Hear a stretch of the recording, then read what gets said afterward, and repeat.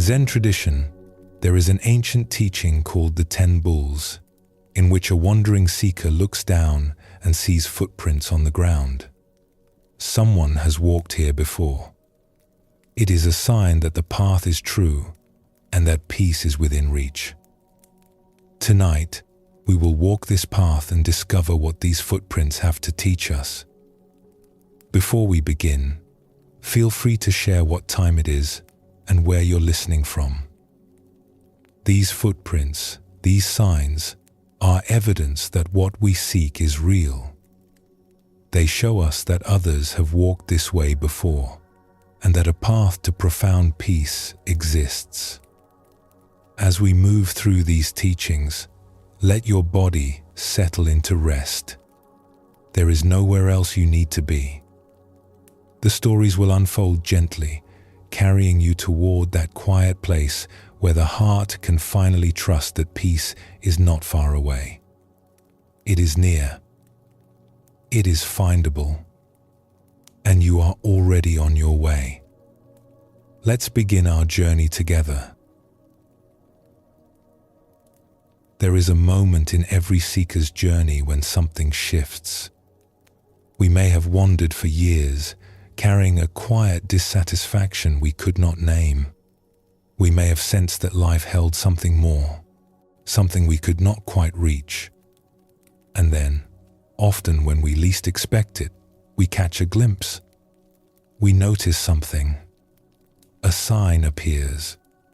The Buddha taught that the path to peace is not hidden.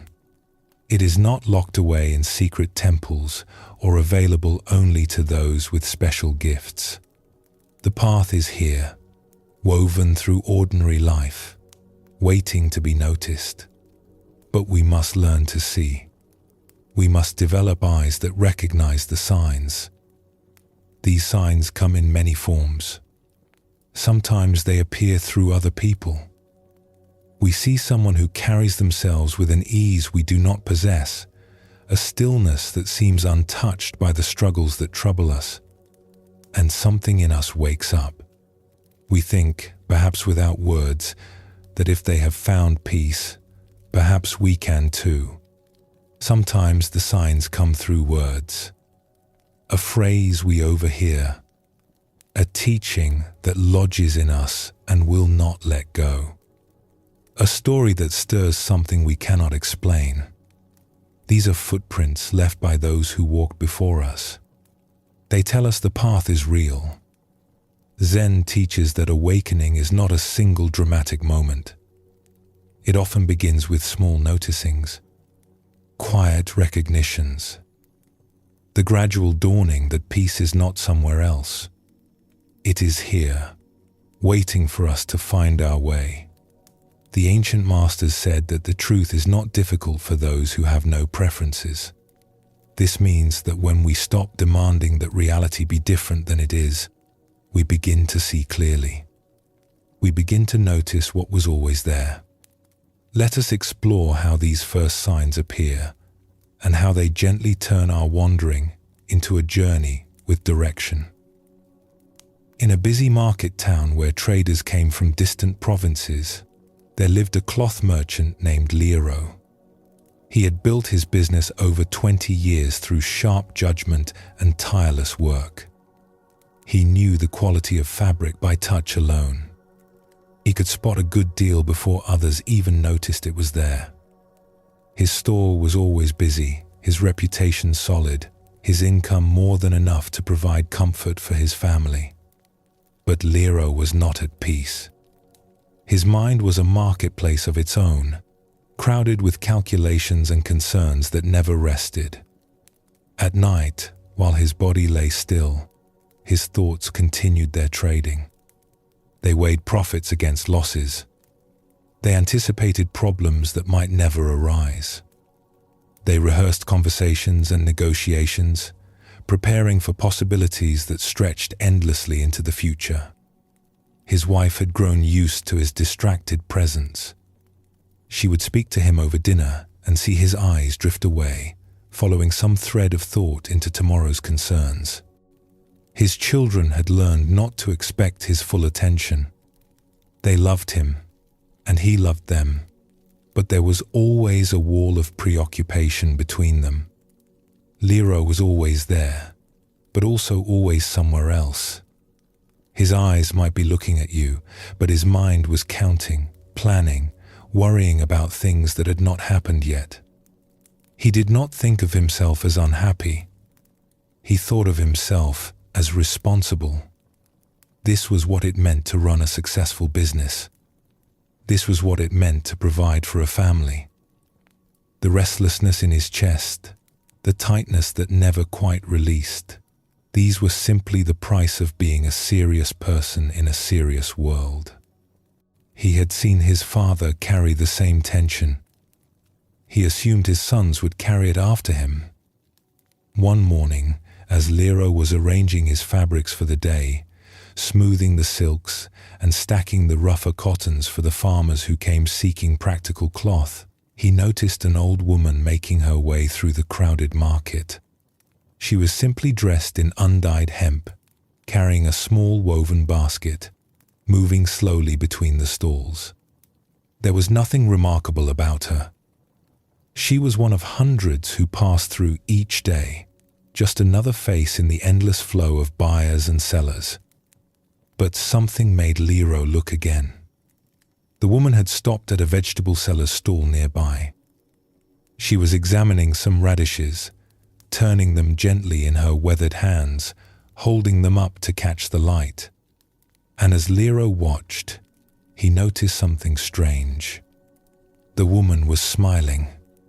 Not a forced smile, not a polite smile, but a smile that seemed to rise from somewhere deep. As if the simple act of choosing vegetables brought her genuine pleasure. More than the smile, it was her stillness that caught him. The market was loud and chaotic around her. Merchants shouted their prices, each trying to be heard over the others. Customers haggled and complained about quality and cost. Children ran between legs, playing games that had nothing to do with commerce. Carts clattered over stones, and somewhere a dog barked endlessly at nothing. The air smelled of spices and sweat and the morning cooking from nearby stalls. But the old woman seemed untouched by any of it. She existed in her own quiet center, unhurried, unbothered, simply present with her radishes. The chaos flowed around her like water around a stone. She did not resist it or react to it. She was simply there, whole and complete in herself. Lero found himself staring. He had never seen anyone look so at ease. He had customers who were wealthy beyond measure, who arrived in fine robes with servants attending them, yet they carried tension in their shoulders and impatience in their eyes. He knew successful merchants who had achieved everything they had aimed for, who could buy anything the market offered, yet they seemed no more peaceful than when they had started with nothing. But this old woman, in her plain clothes with her simple basket, possessed something none of them had. The woman completed her purchase, placing the radishes carefully in her basket. She exchanged a few words with the vegetable seller, and both of them laughed at something Lero could not hear. Then she moved on, disappearing slowly into the crowd. Lero returned to his work, but throughout the day, he found his mind returning to her. That stillness, that ease, that smile over something as simple as radishes. How was it possible? Over the following weeks, Lero began to notice the old woman whenever she appeared in the market. She came every few days, always in the morning, always with the same unhurried presence. He watched her examine fruit with complete attention, as if nothing else existed in that moment.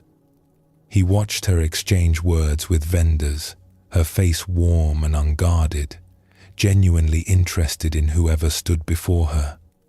He watched her sit on a stone bench near the fountain and simply rest, watching the crowd pass by as if it were the most interesting thing in the world. Lero had never paid attention to anyone this way before. He had always been too busy with his own concerns, too wrapped up in the endless calculations of his trade. But something about this woman had gotten under his skin. She represented something he could not name, a possibility he had never considered, a way of being he had not known was available. One morning, without quite planning to, Lero left his stall in the care of his assistant and approached the stone bench where the old woman sat. His heart was beating faster than it had in years. He felt foolish. A successful merchant, approaching a stranger to ask how she managed to seem so peaceful. What would he even say? The woman looked up at him with clear, curious eyes. She did not seem surprised by his approach. She simply waited, patient as the stones around them. "Forgive me," Lero said, his voice rougher than he intended. "I am a merchant here in the market. I have noticed you over these past weeks. You seem so peaceful, so at ease with everything around you. I find myself wondering how this is possible. I have worked hard all my life. I have achieved what I set out to achieve, but I have never felt the peace I see in you. Can you tell me your secret?" The old woman smiled, the same smile he had seen when she held the radishes. "There is no secret," she said. "Or perhaps the secret is so simple that no one believes it." She patted the bench beside her, and Lero sat. The stone was cool in the morning air. For a moment, neither of them spoke. The market continued its noise around them. "You say you have achieved what you set out to achieve," she said finally. "But have you ever stopped to enjoy what you have achieved? Or does your mind always move to the next thing?" Lero considered this. He realized he could not remember the last time he had simply enjoyed something. Every meal was eaten while planning tomorrow's inventory. Every moment of rest was filled with thinking about what still needed to be done. Even when he had held his children as babies, part of him had been calculating, worrying, preparing for futures that might never come. "My mind never stops," he admitted. The words felt heavy leaving his mouth. "That is because you have trained it never to stop," the woman said gently. "You have taught it that its job is to always be working.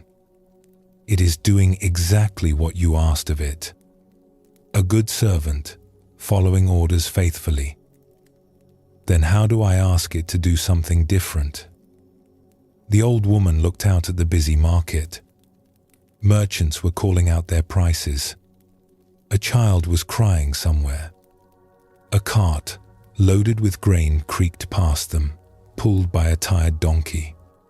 Two women argued about the quality of some fish. Life was happening in all directions. "Do you hear all of this?" she asked. Lero listened.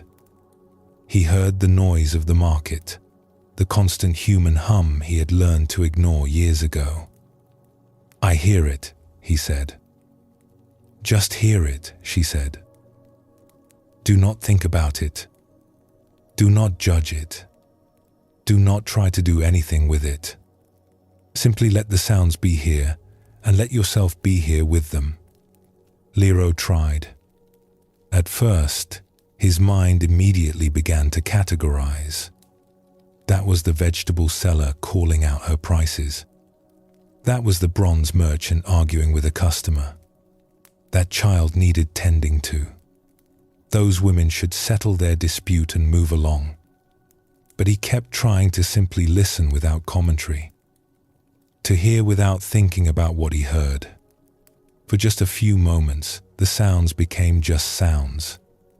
Not problems to solve. Not things to understand. Not signals that required his response. Just the living noise of life happening, flowing through the market like water flows through a riverbed, Something loosened in his chest. Just slightly. Just for a moment. "There," the woman said, as if she could see it in his face. That is the beginning. That small moment when you are simply here, without adding anything, without needing anything to be different. This is available to you always. In the market. In your home. With your family. With your own thoughts. You have just forgotten that you can simply be present without your mind needing to work on everything. She stood slowly, gathering her basket. "The peace you saw in me is not something I achieved. It is not something I earned or figured out. It is what remains when I stop adding struggle to each moment. You can find this too. It is not far away. It is right here, waiting for you to notice." She nodded kindly and walked away into the crowd. Within moments, she was gone, swallowed by the flow of the market. Liero sat on the bench for a long time. The market continued around him, its sounds washing over him like waves. Slowly, hesitantly, he tried again to simply listen. To simply be here. The moments of ease came and went, but they came. Something had cracked open. Something had begun. He did not know it yet, but he had found his first footprint. A sign that the path was real. A glimpse of peace that told him it was possible to find. This encounter shows us something important about how the path reveals itself. Liero had walked through that market for 20 years without seeing what he needed to see. The old woman had probably been there many times before, but he had not been ready to notice. His eyes were too full of his own concerns. Zen teaches that readiness is everything. When we are ready, the teacher appears. This does not mean the teacher was not there before. It means that something in us finally becomes open enough to recognize what was always present. The footprints were there. We simply could not see them. The Buddha spoke of this as the turning of the mind. There comes a moment when something shifts, and we begin to look in a new direction. We start to question what we assumed. We begin to wonder if the way we have been living is the only way. This turning is not dramatic. It happens quietly, often through a single encounter, a single moment of seeing someone who embodies what we seek.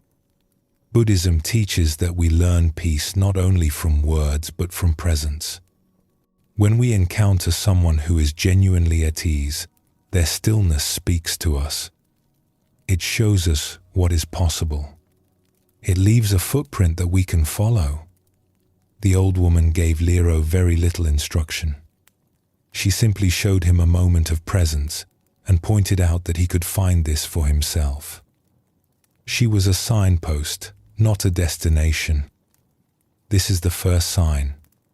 Not a complex teaching. Not a difficult practice. Just the recognition that peace is real. That someone has found it. That the path exists. That perhaps we can find it too. From this recognition, everything begins to unfold.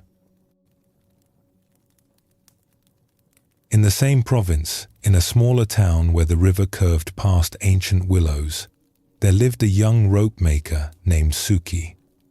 Her days were spent twisting fibers into cord, her hands moving in patterns learned from her mother and grandmother before her. The work was steady and useful, and Suki was good at it. Her ropes were strong and even, and the fishermen who relied on them trusted her craft. But lately she had begun to feel something restless stirring beneath her days. A sense that she was waiting for something, though she could not say what. The ropes she made were strong and sold well. Her small house by the river was comfortable, filled with the things she needed, and a few she simply loved. Her life was not unhappy. Yet sometimes, in the quiet of evening, she would stand by the river and feel an ache she could not name. Something was missing, something she could not identify. She told herself it would pass. Everyone felt this way sometimes. This was just what life felt like as the years accumulated. There was nothing to be done about it. Life was what it was. One evening, a group of travelers stopped at the inn across from Suki's workshop. They had come from distant mountains to the north and were passing through on their way to the southern coast. Suki paid them little attention at first. Travelers came and went. They were not her concern. She had ropes to make and customers to satisfy. But as night fell and she sat on her small porch, mending a frayed section of rope in the last light, she could hear voices drifting from the inn's open window. Two of the travelers were speaking together, their words carrying clearly across the evening stillness. One voice was younger, earnest, and questioning. But how can there be peace in a world so full of trouble? Every day brings new difficulties. We work and struggle and worry. And for what? How can anyone be truly at rest when life keeps throwing problems at us? The other voice was older, calmer. The trouble is not the problem. The trouble will always come and go. Rain falls and sun shines. Difficulty arises and passes away. This is simply the nature of things. Peace is not the absence of trouble. It is a way of being that is not disturbed by the coming and going. I do not understand. How can one not be disturbed? You are disturbed because you believe things should be other than they are. You argue with the rain. You resist the difficulty. This resistance is what disturbs your peace, not the rain or the difficulty itself. The rain does not care about your resistance. It simply falls. But your resistance exhausts you. There was silence for a moment. Suki found herself leaning forward, her mending forgotten in her hands. The frayed rope lay still across her lap. There is a teaching, the older voice continued. The Buddha compared the mind to a lake. When the wind blows, waves arise on the surface. When the wind stops, the water becomes still again. We cannot stop the wind from blowing. The wind will blow when it wishes. But we can learn not to add to the waves. We can learn to let the water settle naturally. This settling is available to anyone who learns how to stop stirring. And how does one learn this? By watching the lake of your own mind. By becoming familiar with how it stirs and how it settles. By noticing the waves without being lost in them. By discovering that you are not the waves. You are the water itself. You are the lake. When you know this deeply, the waves still come, the surface still moves, but they do not disturb your depths. The depths remain still even when the surface is troubled. Suki sat motionless on her porch as the conversation shifted to other things, to talk of the road ahead and the weather they might encounter. Her hands had stopped moving entirely. The words she had overheard were still ringing through her mind. She did not fully understand them. She could not have repeated them back or explained what they meant. But something in them had landed in her chest and taken root. The Buddha compared the mind to a lake. You are not the waves. You are the water itself. You are the lake. She did not sleep well that night. But it was not from worry. It was from something else, something that felt almost like hope. A door had opened that she had not known was there, a possibility she had never considered. The restless ache that had troubled her now had a direction. It pointed toward something. In the days that followed, Suki went about her work as usual. She made her ropes. She sold them to the fishermen. She ate her meals and tended her house. But something was different now. She found herself watching her own mind the way the traveler had described. She noticed when thoughts stirred like waves on water. She noticed when the stirring settled. She did not know how to make peace happen, but she knew now that it was possible. She had heard it spoken of by someone who seemed to know, and that knowing changed everything. She began to ask questions she had never asked before.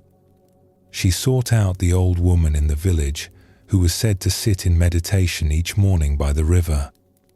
She listened more carefully when wandering monks passed through and offered teachings at the crossroads. The words that once would have floated past her now caught her attention. They connected to what she had overheard that night at the inn. They were more footprints on the same path. The path had not yet become clear. She could not see where it led, but she could see the footprints now. She knew which direction to walk. This story shows us another way the signs appear. Suki was not looking for anything when she overheard that conversation. She was simply sitting on her porch, doing what she always did. But her heart was ready, even if she did not know it. The restlessness she felt had prepared the ground. When the words came, they fell into fertile soil. Zen teaches that the Dharma, the truth of things, is always being spoken. It flows through conversations, through encounters, through the natural world. The teachings are everywhere if we have ears to hear them. The question is whether we are open. When we are closed, the words pass by without landing. When we are open, even a few overheard sentences can change the direction of a life. Buddhism shows us that seeking is not always active. Sometimes it is receptive. Sometimes the most important thing we can do is simply stay open, simply remain available to what life brings us. The footprints may appear in unexpected places. A conversation not meant for us. A book opened at random. A phrase spoken by a stranger. These can all be doorways if we are willing to walk through. The Buddha himself spoke of planting seeds. A teaching might land in the mind and seem to do nothing for years. It sits quietly in the dark. Then one day, when conditions are right, it sprouts. What seemed forgotten suddenly becomes alive. What seemed like mere words becomes a living path. We never know when a seed is being planted. We only know, looking back, that something began. Suki's journey started with overheard words. She did not understand them fully. She could not have passed a test on their meaning. But she knew they pointed somewhere real. She knew they were footprints left by someone who had walked further than she had. And that knowing was enough to begin. That knowing is always enough to begin. Take a gentle breath now. Feel the air entering your body, filling you without any effort on your part. And feel it leaving, releasing without struggle.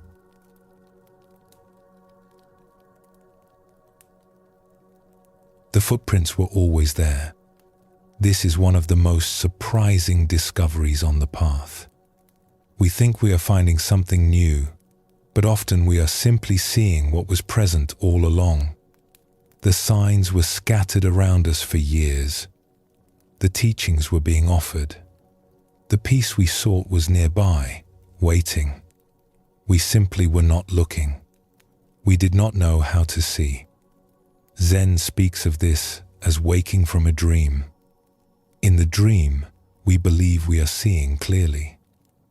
We believe we know what is real and what matters. But when we wake, we discover that our vision was clouded. We were looking, but not seeing. We were hearing, but not listening. We were living, but not fully present. The Buddha taught that ignorance is not stupidity. It is simply not seeing. We are ignorant of what is right before us because our attention is elsewhere. We are caught in thoughts about the past, worries about the future, stories about ourselves and others. While our minds spin in these familiar circles, life flows past unnoticed. The footprints appear and disappear, and we do not see them. But something can shift, a slowing down, a moment of true attention, and suddenly, what was invisible becomes visible. The world we thought we knew reveals depths we never imagined. The ordinary becomes extraordinary, not because it has changed, but because we are finally seeing it as it is. Let us explore how this seeing awakens, and how attention becomes the key that unlocks what was always there. In a town known for its beautiful temple roofs, there lived a tile maker named Goro. He had learned his craft from his father and had practiced it for over 30 years. His tiles were sturdy and well made, fitted together in patterns that kept the rain out and lasted for generations. He was proud of his work, and rightly so. Every morning, Goro walked the same path from his home to his workshop. It wound through the edge of town, past an old temple with weathered wooden gates, along a row of ancient cedar trees, and down a small hill to where his kiln stood waiting. He had walked this path thousands of times.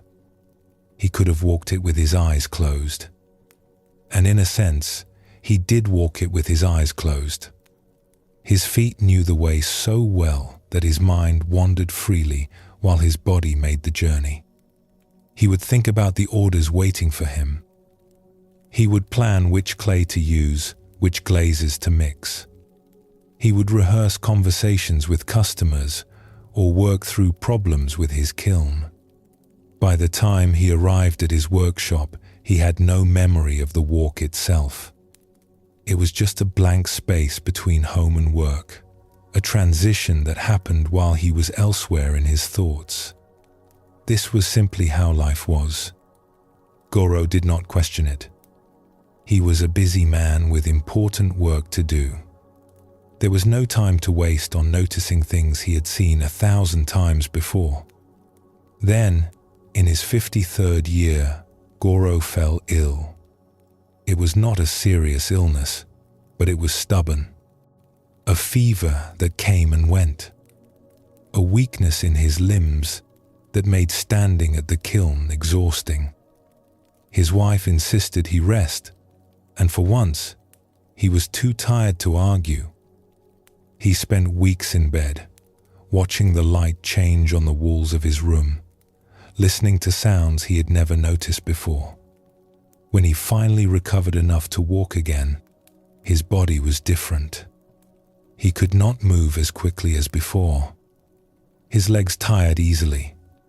His breath came short on even gentle slopes. The path to his workshop, which he had always covered in minutes without thinking, now required his full attention just to manage. On his first morning back, Goro set out slowly, carefully, one step at a time. He could not think about orders or clay or kilns. He needed all his attention just to walk without stumbling. And because his attention was finally on the path itself, he began to see things he had never seen before. The temple gates, which he had passed thousands of times, were carved with images of clouds and mountains. How had he never noticed this? The wood was silver grey with age, smooth in some places, rough in others. Morning light caught the edges of the carvings and made them glow. The cedar trees, which had always been just a row of dark shapes in his peripheral vision, were each completely different from the others. One leaned slightly toward the east. Another had a twisted trunk that spoke of some long-ago struggle. Their bark had patterns like rivers seen from high mountains. Their branches reached out in gestures that seemed almost human. A monk was sweeping the temple courtyard as Goro passed. He had seen this monk before, hundreds of times, a figure in brown robes moving in the corner of his eye. But now, Goro stopped and watched. The monk moved slowly, deliberately, the broom making soft sounds against the stones. There was a rhythm to it, a peacefulness that Goro felt in his own body as he watched. The monk looked up and noticed Goro standing there. He smiled and continued sweeping. Goro wanted to move on, but something held him. He stood at the temple gate, watching the broom move back and forth, feeling his own breathing slow to match its rhythm. The morning light fell across the courtyard in long golden stripes. Somewhere a bird was singing. The air smelled of cedar and incense, and the faint sweetness of the temple's garden. How had he missed all of this? How had he walked past this beauty every day of his life and seen nothing? When the monk finished sweeping, he walked over to where Goro stood. His face was deeply lined, but his eyes were clear and bright. "You are the tile maker," the monk said. "I have watched you pass by for many years. Always in a hurry, always somewhere else in your mind. But today you stopped. Today you are here." Goro felt embarrassed, as if he had been caught doing something foolish. "I was ill," he explained. "I cannot walk as fast as before. My body will not let me." The monk nodded thoughtfully. Illness can be a teacher. It slows us down when we will not slow ourselves. It brings us back to the body, back to this moment, when we have forgotten how to be here.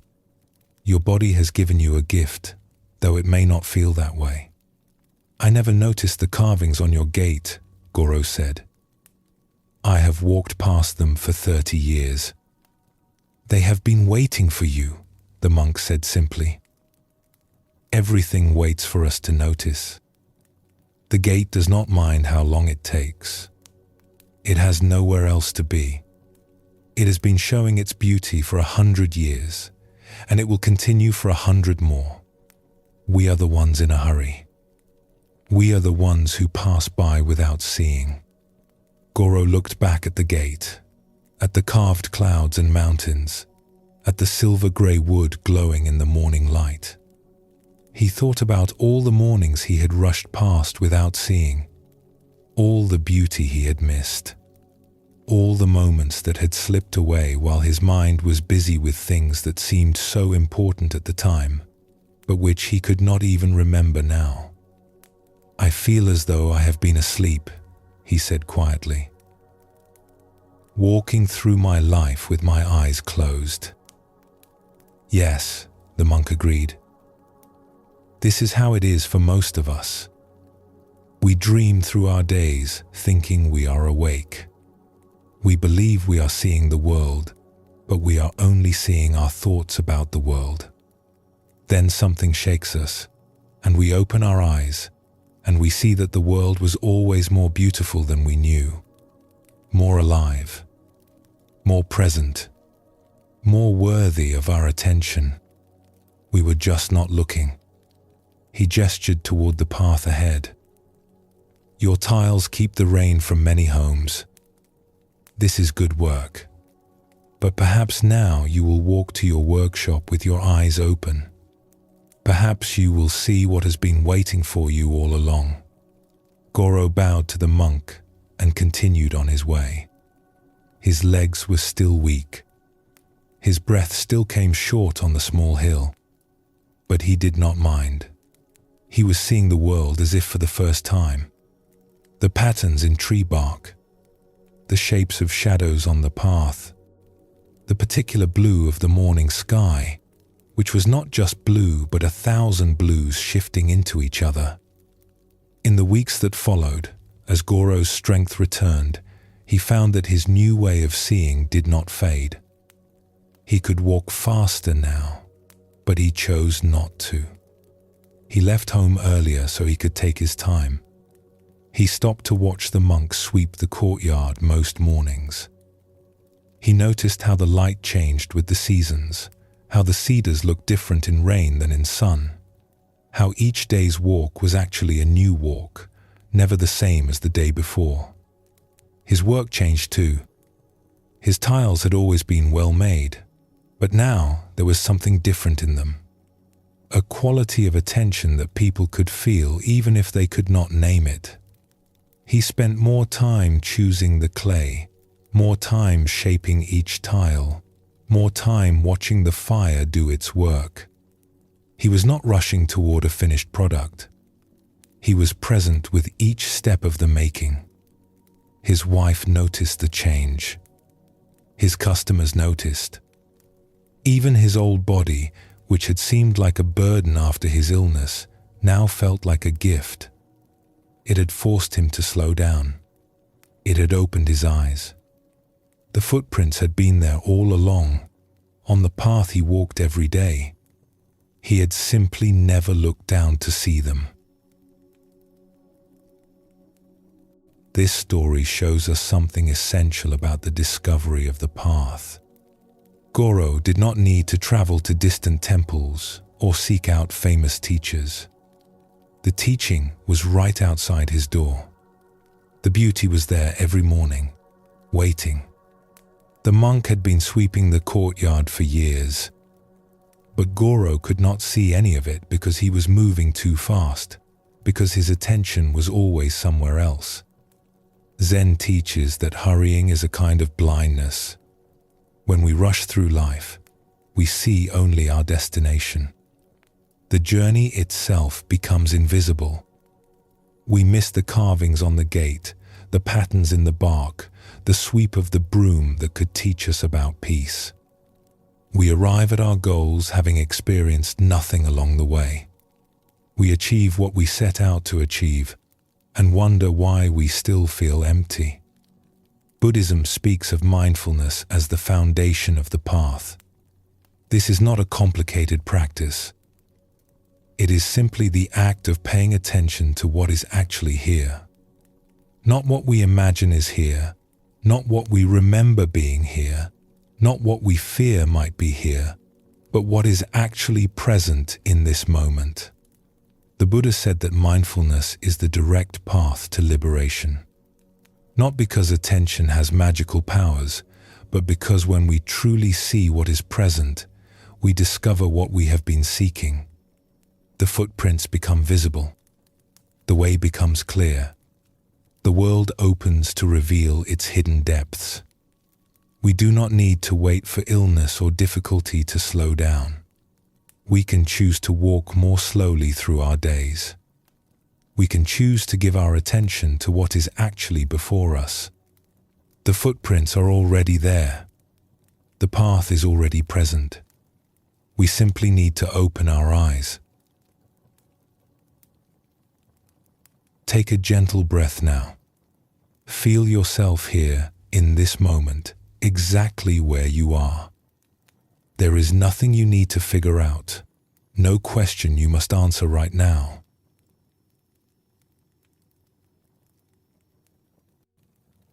The path does not only reveal itself through teachers and teachings, it speaks through the world around us, through trees and rivers and stones, through the turning of seasons and the falling of rain, through the small creatures that go about their lives without worry and the great mountains that stand unchanged while generations pass beneath them. The Buddha often pointed to nature when he wanted to convey something important. He spoke of the lotus flower that grows from mud, yet remains unstained. He spoke of the rain that falls equally on all things, without preference or judgment. He spoke of the moon reflected in still water, showing us how clarity arises when the mind becomes calm. These were not mere poetic images. They were teachings offered by the world itself to anyone willing to see. Zen masters continued this tradition.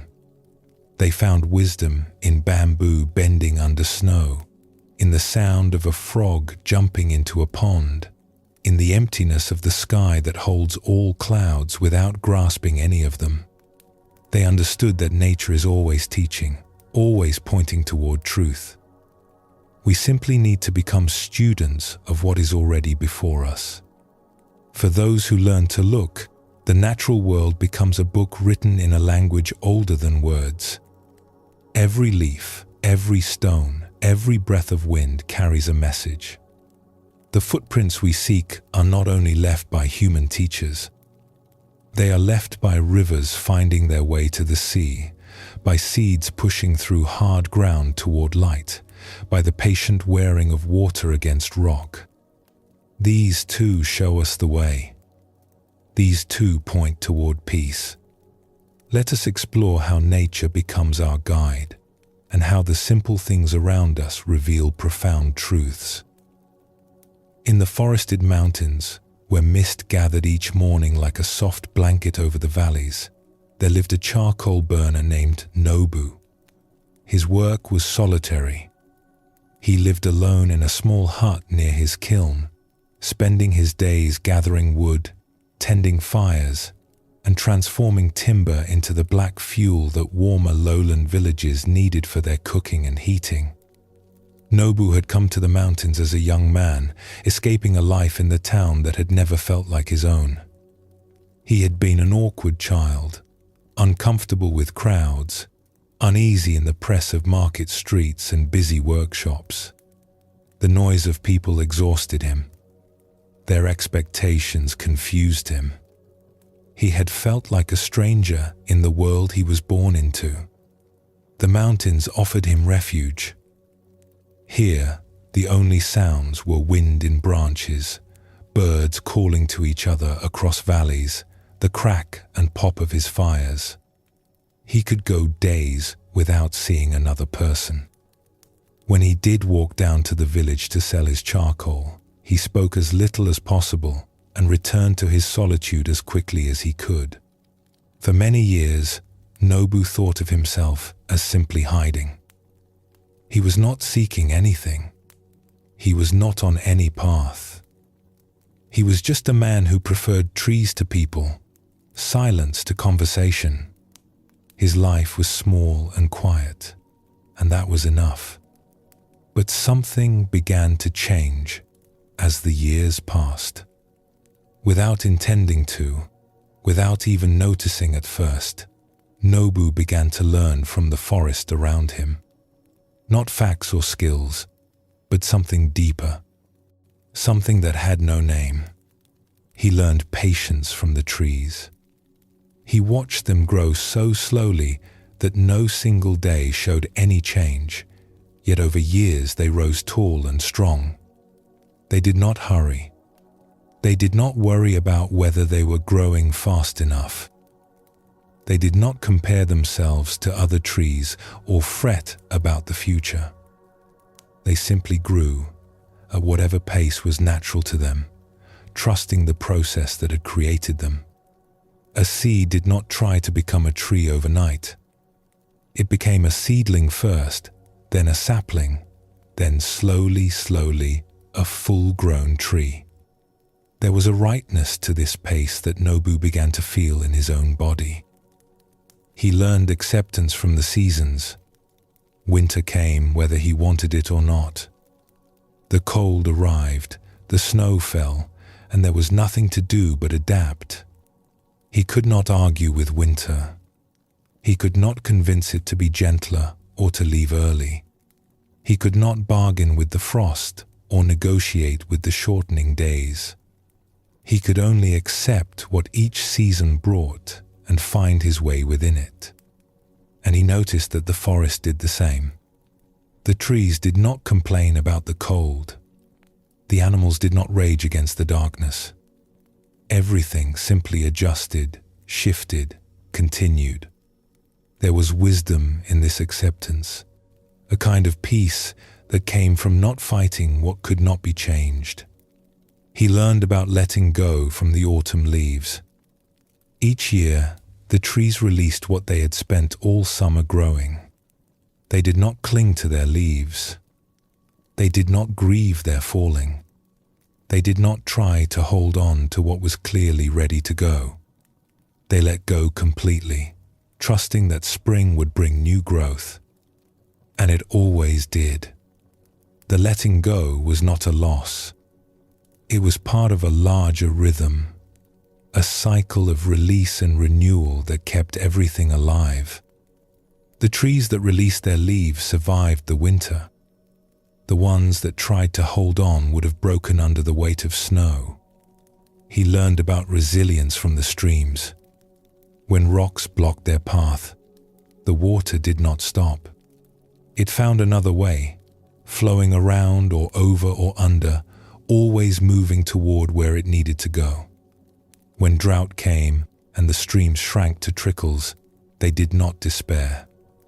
They simply became smaller, conserving themselves, waiting for the rains to return. And when the rains came, they swelled and flowed with renewed strength. None of this was taught to him in words.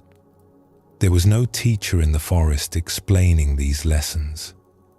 But Nobu's years of watching, of living close to the natural world, had opened something in him. He began to see patterns. He began to understand things he could not have put into language. One autumn, a wandering monk passed through Nobu's part of the mountain. He was traveling between temples and had lost his way in the mist. Nobu offered him shelter for the night, some rice and tea, a place by the fire. The monk was grateful and curious about this solitary man who lived so far from other humans. As they sat together watching the flames, he asked Nobu about his life. Nobu found himself speaking more than he had in years. He talked about the trees and their patience, the seasons and their acceptance, the leaves and their letting go, the streams and their resilience. He talked about how the forest had taught him things he had never learned from people. The monk listened with growing wonder. When Nobu finished, the monk was quiet for a long moment. "Do you know what you have described?" he finally asked. Nobu shook his head. He had only spoken about what he had observed. "You have described the heart of the Buddha's teaching," the monk said. "Patience, acceptance of what is, non-attachment, flowing with conditions rather than fighting against them. These are what we study in the monasteries. These are what the sutras point toward. And you have learned them from the trees." Nobu was surprised. He knew almost nothing of Buddhist teaching. He had never read a sutra or sat in formal meditation. He had simply lived in the forest and paid attention. "The Buddha himself learned from nature," the monk continued. "He sat beneath a tree when he awakened. He taught in gardens and groves. He pointed to flowers and water and the changing moon to help people understand what words alone could not convey. He understood that the Dharma, the truth of how things are, is not hidden in books or temples. It is written everywhere, in everything. The forest is a temple. The mountain is a teacher. The stream is a sutra. You have been a student without knowing you were studying.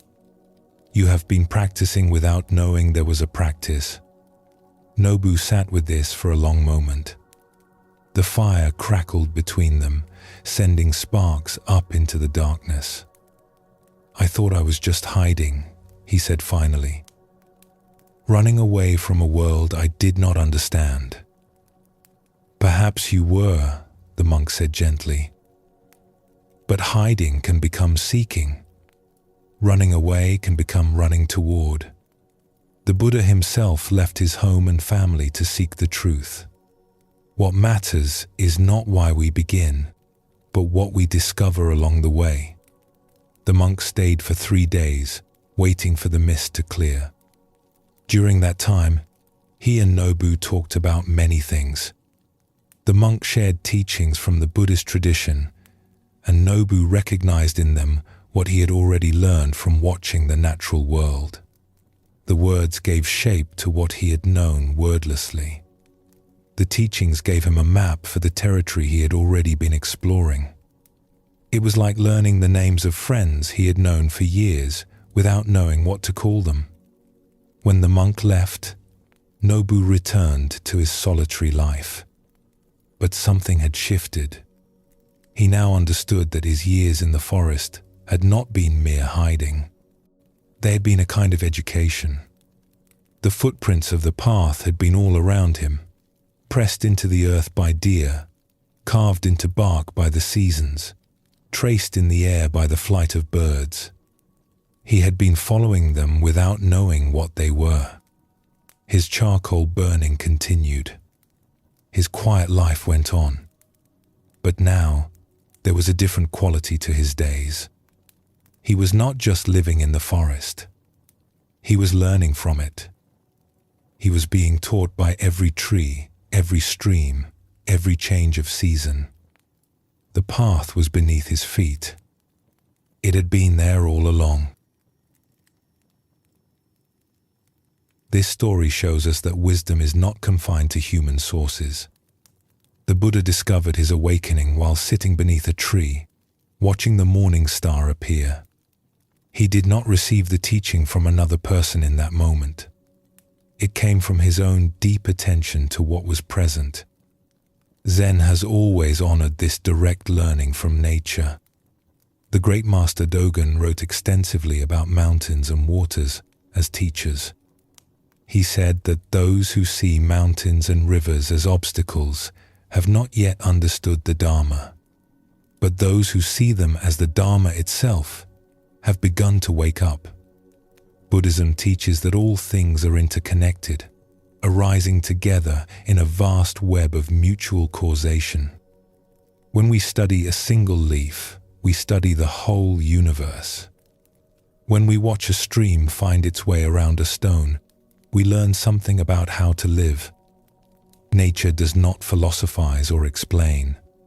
It simply shows us how things work, moment after moment, season after season. For those of us who live in towns and cities, surrounded by human construction and activity, it can be easy to forget this teaching. But nature is still present, even in the most crowded places. A tree grows beside a busy street. Rain falls on rooftops. The moon rises over buildings just as it rises over mountains. The teachings are still being offered. We need only step outside, look up at the sky, and let the world remind us of truths we have always known but somehow forgotten. The footprints are everywhere, in forest and city alike, left by wind and water, and the patient growth of all living things. We are surrounded by teachers. We have only to become students. In a valley known for its orchards, there lived a woman named Ray who had recently suffered a great loss. Her husband of many years had died suddenly, leaving her alone in the house they had built together. The rooms that had once been full of conversation and laughter now held only silence. The future they had planned together had vanished like morning mist. One morning, for no reason she could name, Ray found herself standing at the edge of the neglected garden. She did not plan to work in it. She had no energy for work. But something drew her there, and she simply stood, looking at what had become of the place she and her husband had loved. A tomato plant had survived despite the neglect. It was scraggly and untended, but it had produced a single ripe fruit, red and full, hanging heavy on the vine. Ray stared at it. How had it grown? No one had watered it. No one had cared for it. Yet here it was, alive, producing fruit, doing what tomato plants do regardless of human attention. Something stirred in her. Not joy, not yet, but something. She reached out and picked the tomato. It was warm from the sun. She could smell it, that distinct green smell of tomato vines. Without thinking, she bit into it. The taste flooded her mouth, sweet and acidic and utterly alive. She stood there in the overgrown garden, juice running down her chin, and for the first time since her husband's death, she felt something other than sorrow. She felt the sun on her face. She felt the earth beneath her feet. She felt the tomato's gift of flavor and nourishment. She was, for just a moment, present in her own life again. The next morning, she returned to the garden. She pulled a few weeds, not many, just enough to clear a small space. The work was hard because she was weak from weeks of barely eating, barely moving. But there was something satisfying in it. The feeling of soil in her hands. The small victory of clearing even a tiny patch. She came back the next day, and the next. Slowly, over weeks, she began to reclaim the garden. She did not rush. She did not have goals or plans. She simply showed up each morning and did what the garden seemed to need. Watering when the soil was dry. Weeding when the unwanted plants crowded out the ones she wanted to nurture. Staking plants that had fallen over under their own weight. Cutting back what had died to make room for new growth. The work was simple, almost mindless, and that was part of its gift. Her hands moved in the soil while her mind grew quiet. She was not thinking about her grief in those moments. She was not planning or remembering or wishing things were different. She was just there, in the garden, present with the plants and the earth and the warmth of the sun. As she worked, she began to notice things. The way seedlings pushed up through the soil, fragile but determined, reaching toward light they could not see, but somehow knew was there. The way damaged plants could heal if given time and care, sending out new growth from places that had seemed dead. The way the garden changed day by day, always dying in some places and coming alive in others. Death and life intertwined, not opposites, but partners in an endless dance. She noticed the insects too. The bees moving from flower to flower, carrying pollen without knowing they were helping the garden grow. The earthworms turning the soil, creating spaces for roots to spread. The birds that came to eat the insects, keeping the balance. Everything was connected. Everything had its role. Nothing was wasted. Her grief did not disappear. Her husband was still gone. She still missed him with an ache that sometimes took her breath away. She still woke in the night, reaching for him, and found only empty space. But the garden was teaching her something about how to hold that grief. It was teaching her that loss was part of life, not a mistake or a punishment, but simply part of how things are. The autumn plants died back every year, and their dying made room for spring. The fallen leaves decomposed and became soil that fed new growth. Nothing was wasted. Nothing was truly lost. It was all just transformation, one form becoming another. Her husband's body had returned to the earth. Perhaps, in some way she could not understand, he was part of the garden now.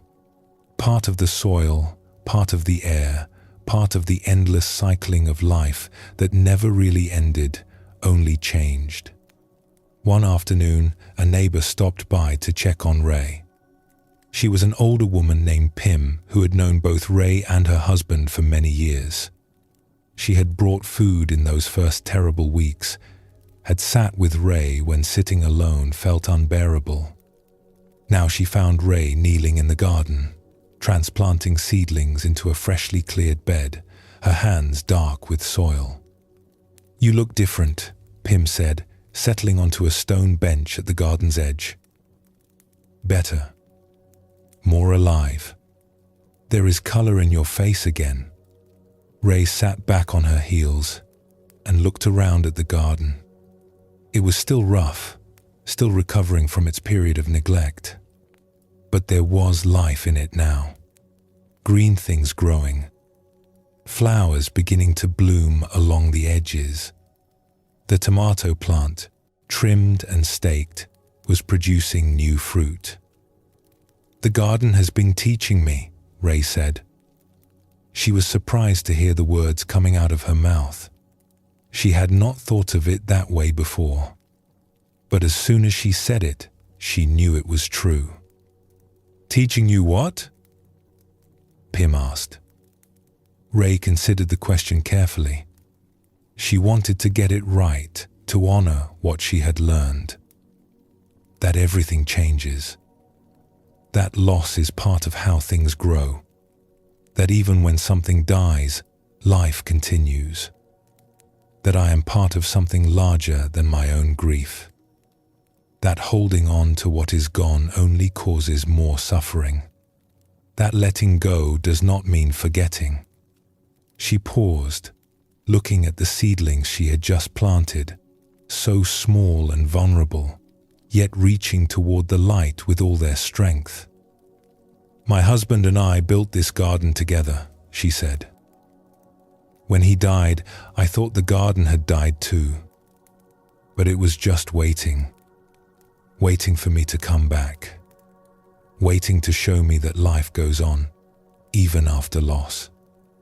Especially after loss."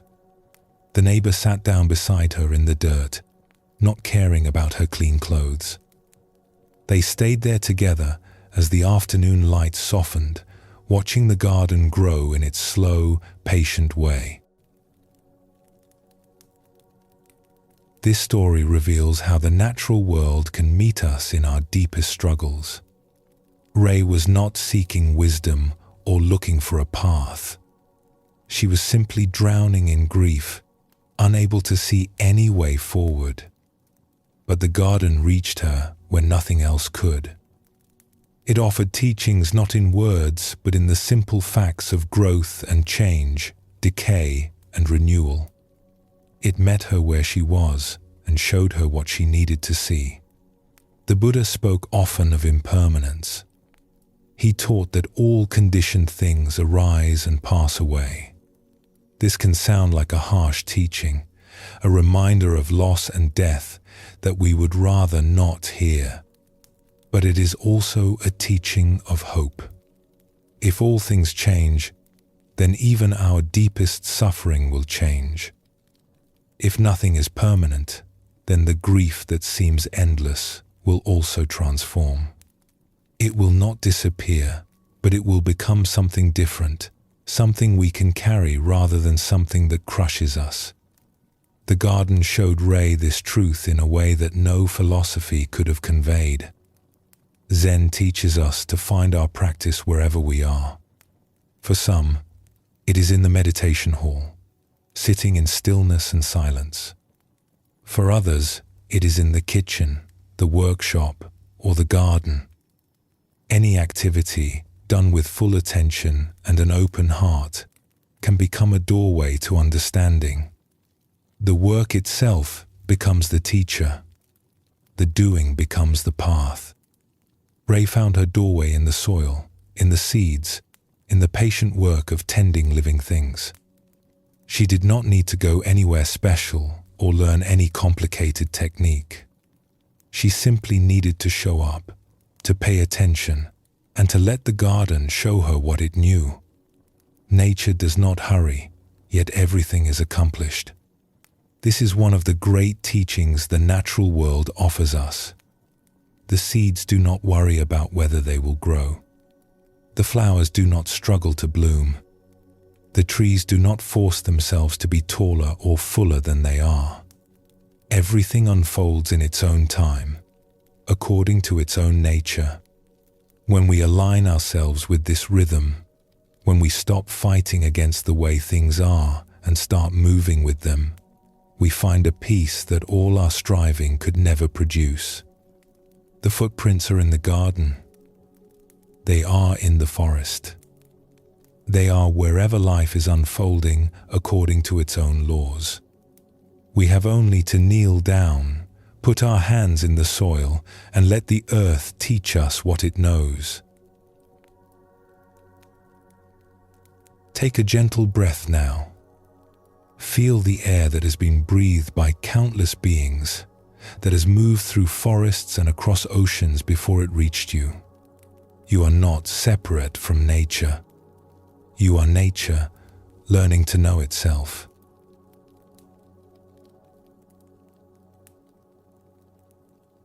There is an old saying that when the student is ready, the teacher appears. This is not magic. It does not mean that teachers materialize from thin air the moment we become worthy of instruction. It means something simpler and more profound.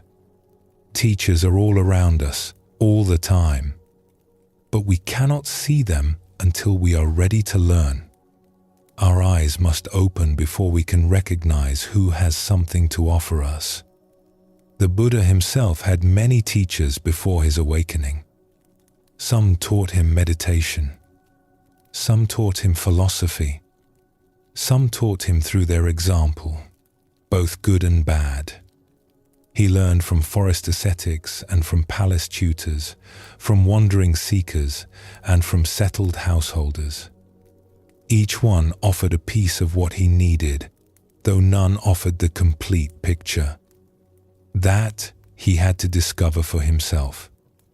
Zen has always emphasized the importance of the teacher-student relationship, not because students are helpless without guidance, but because certain truths are difficult to see alone.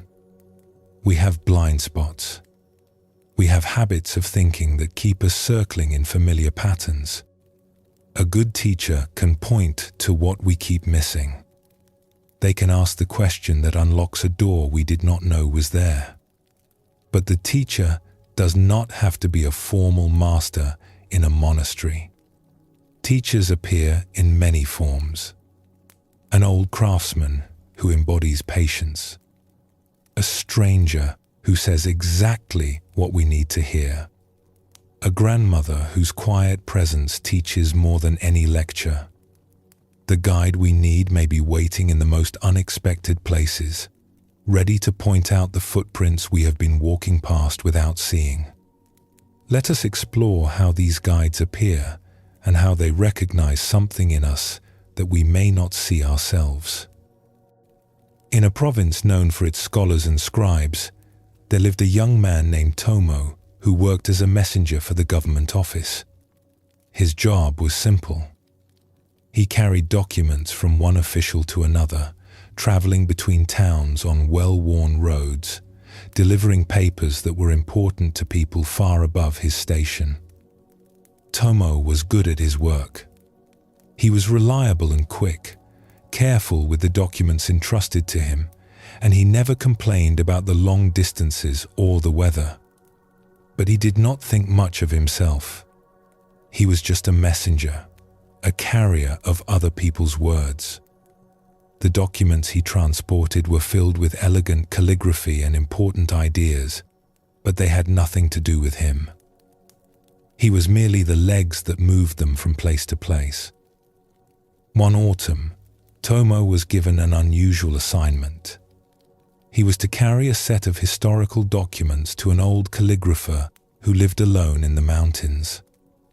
The calligrapher, known as Master Rensho, had been asked to restore some ancient texts that had been damaged by water and age. It was delicate work that only a few people in the province could do. The journey took 3 days. The path grew narrower as Tomo climbed, winding through forests of maple and pine, crossing streams on old stone bridges. He had never been to this part of the mountains before. The air was different here, cleaner and colder, and the silence was deeper than any he had known in the busy towns below. Master Rensho's home was a small wooden house built against a cliff face, sheltered by ancient pines that seemed to guard the entrance. Smoke rose from a chimney, thin and white against the grey sky. A garden of moss and stones spread before the entrance, arranged in patterns that seemed both random and perfectly intentional. When Tomo called out his arrival, his voice felt strange in the deep mountain silence. An old man appeared at the door. His white hair was tied back simply, and despite his years, he moved with an easy grace. But it was his eyes that caught Tomo's attention. They were sharp and clear, holding a quality of attention that made Tomo feel truly seen for the first time in his life. Tomo bowed and presented the documents. He expected a brief exchange, a signature confirming delivery, and then the long walk back down the mountain. He had done this 1,000 times before. He knew how these transactions went. But Master Rensho did not take the documents immediately. He looked at Tomo for a long moment, as if seeing something beyond the young messenger's dusty traveling clothes and tired face. As if seeing something Tomo himself did not know was there. "You have walked a long way," the old man said. "Come inside. Have tea before you go." Tomo hesitated. This was not part of his job, but something in the old man's voice made it difficult to refuse. He slipped off his sandals and followed Master Rensho into the small house. The interior was spare but beautiful. Scrolls hung on the walls, covered with calligraphy that seemed to dance rather than simply record words. Brushes and inkstones were arranged on a low table near the window where the light was good. Everything was simple, but everything seemed to be exactly where it belonged.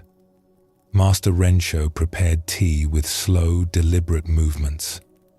Tomo watched, unsure what to say. He was not accustomed to being treated as a guest. Usually, he handed over his documents and left. No one invited him inside. No one offered him tea. When the tea was ready, they sat together on cushions by the window. The steam rose from their cups. Outside, a bird called from somewhere in the pines. "You carry important papers," Master Rensho said.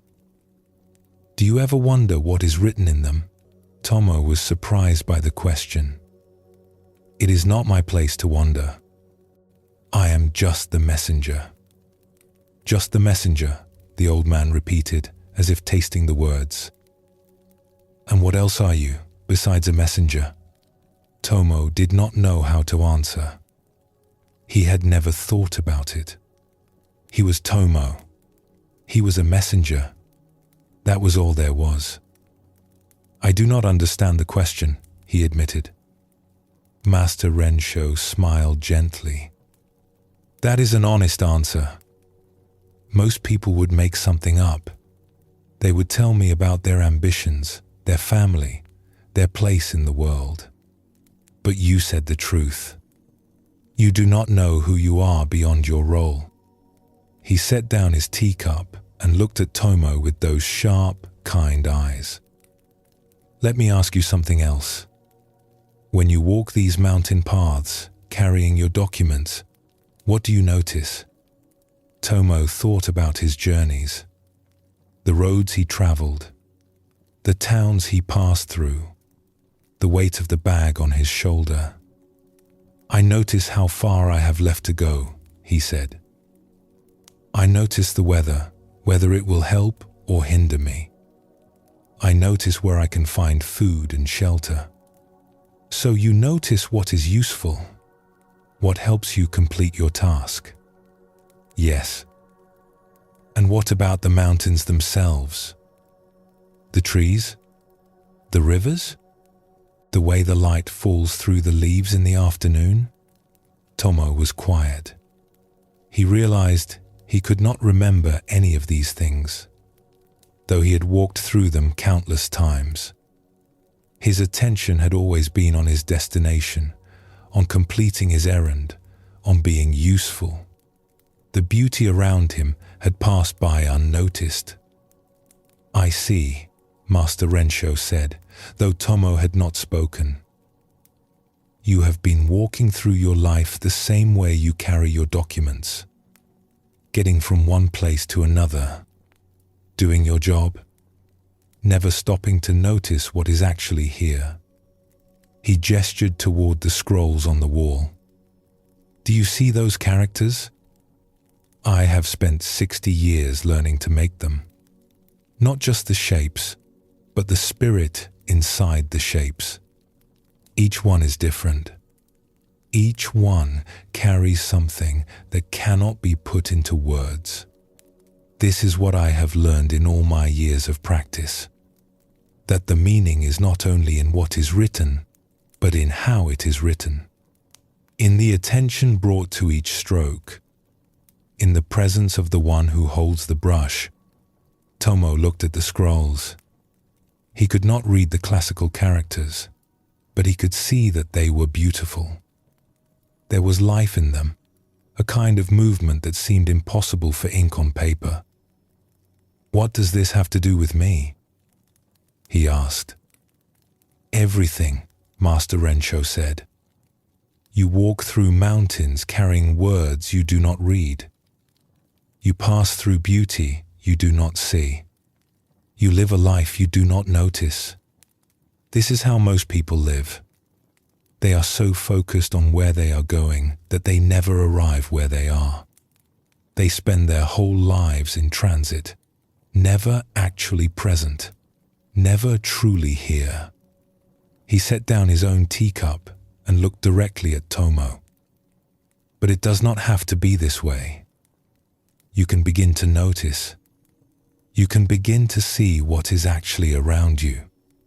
You can carry your documents and also be aware of the path beneath your feet, the sky above your head, the life moving through you with each breath.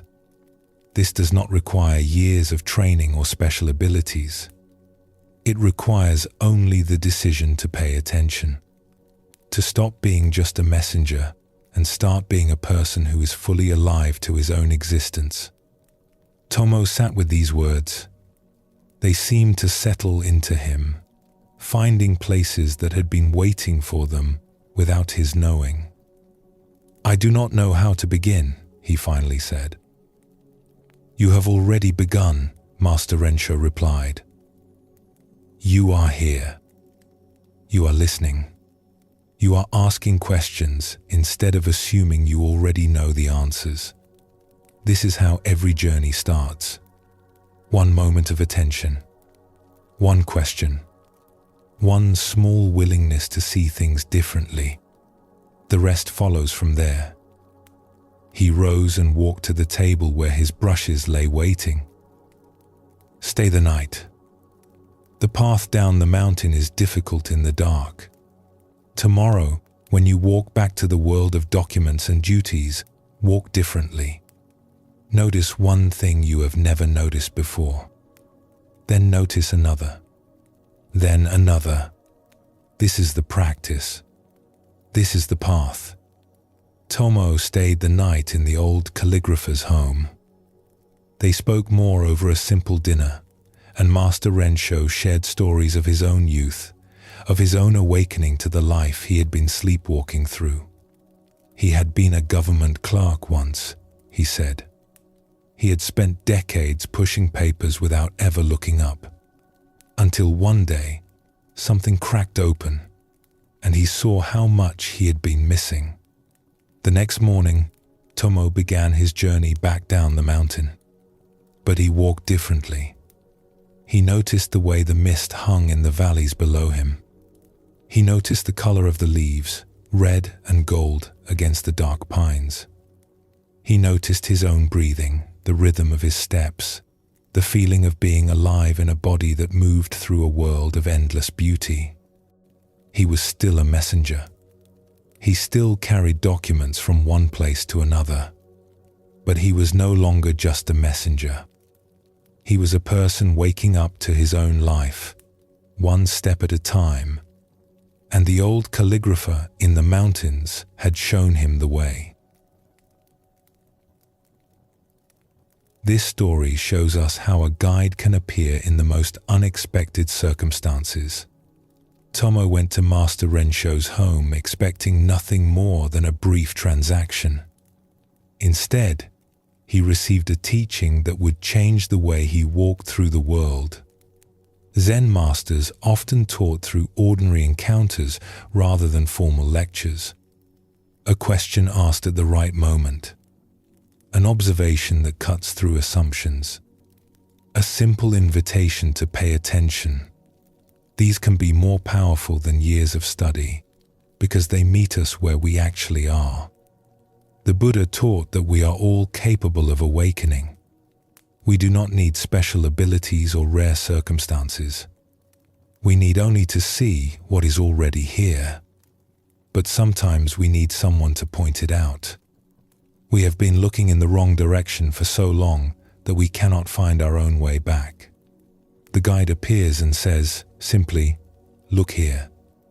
And suddenly we see what was always there. Buddhism emphasizes that the teacher does not give us anything we do not already possess. The awakening is ours. The capacity for presence is ours. The guide simply removes obstacles, clears away confusion, points toward what we have overlooked. Master Rensho did not transform Tomo into something new. He showed Tomo what had been waiting inside him all along, buried under years of merely getting through his days. The footprints we seek are often revealed by others. We think we are searching alone, but guides appear along the way, some for a moment, some for longer. Each one shows us something we need to see.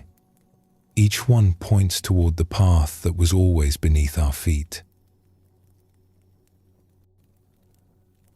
In a region where the rivers wove between wooded hills, there lived a young woman named Mia, who could not seem to settle anywhere. She had grown up in a prosperous village, the daughter of a successful rice merchant, with every comfort she could want. But something in her was restless. Something refused to be satisfied. She had left home as soon as she was old enough, telling her parents she needed to see the world. She traveled from town to town, staying a few months here, a few weeks there. She tried different kinds of work.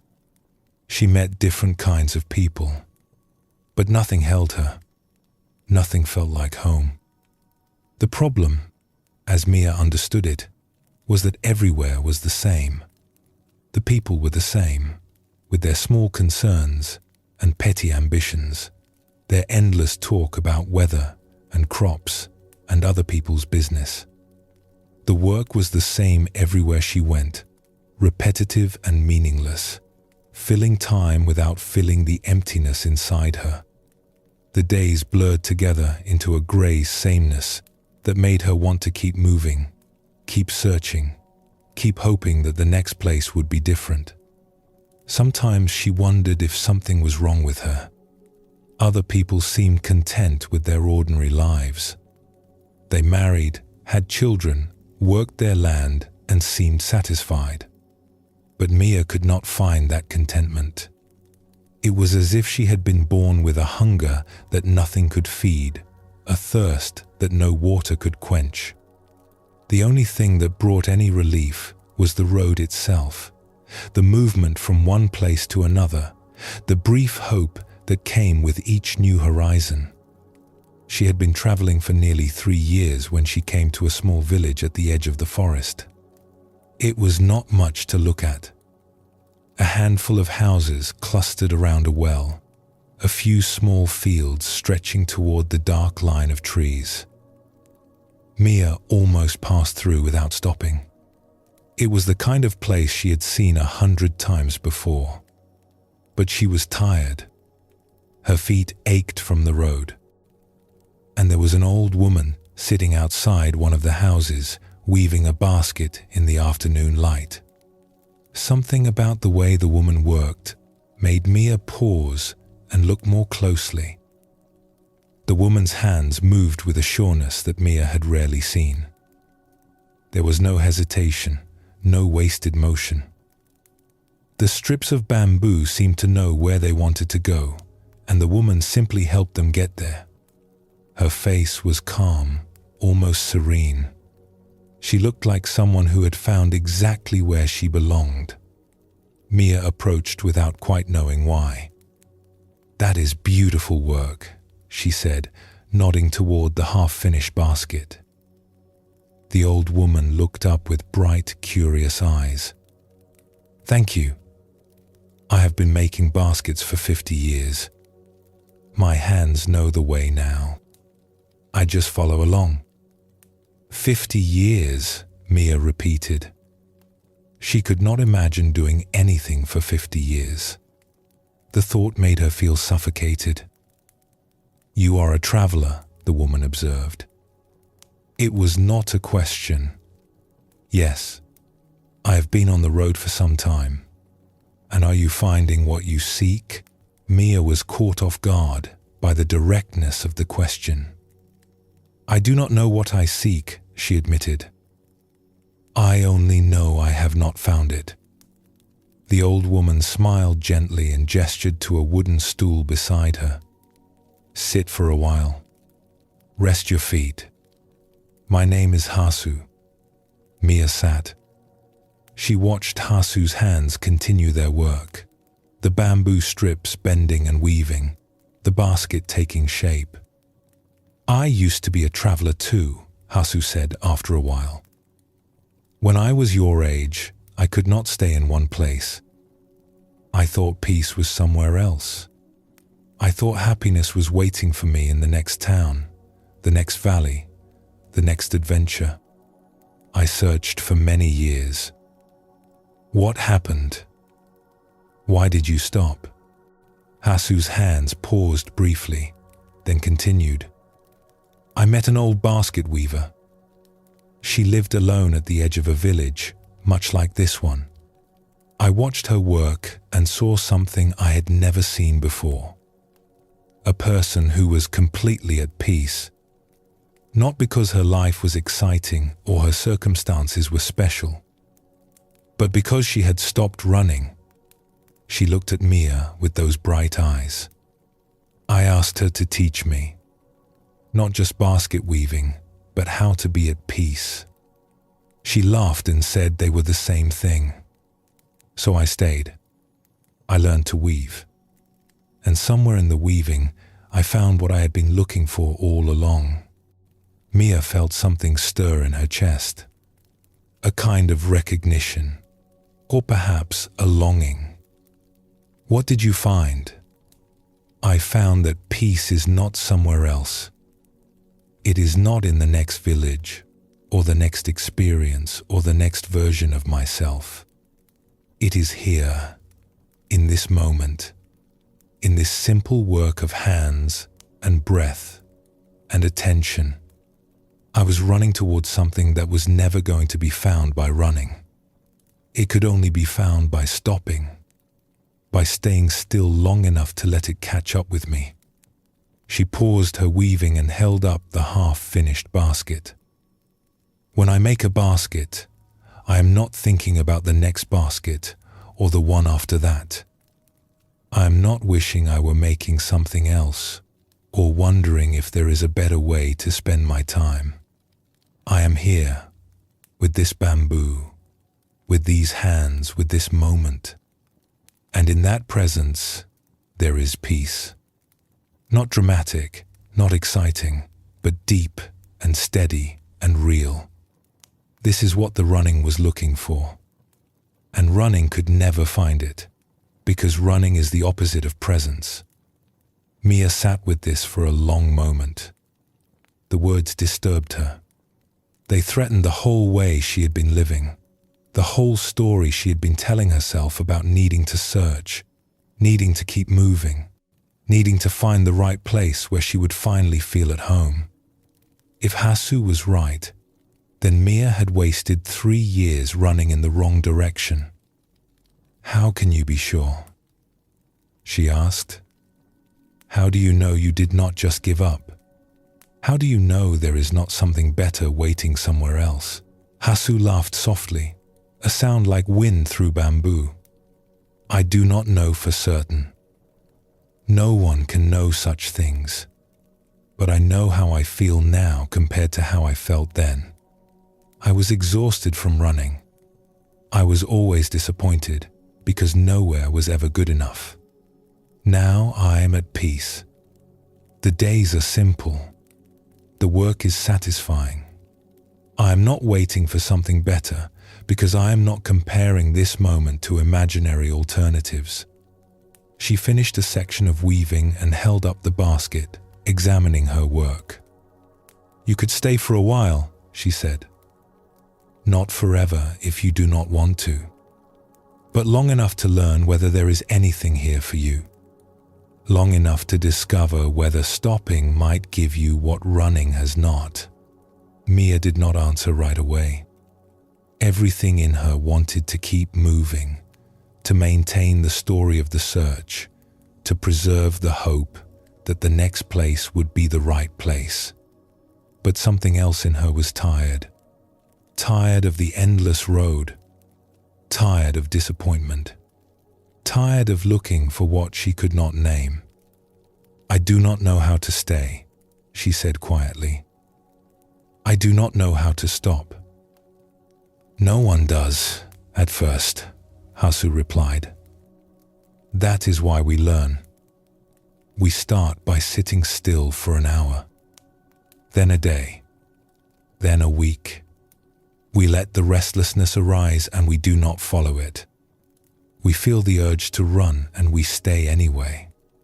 Slowly, slowly, staying becomes possible.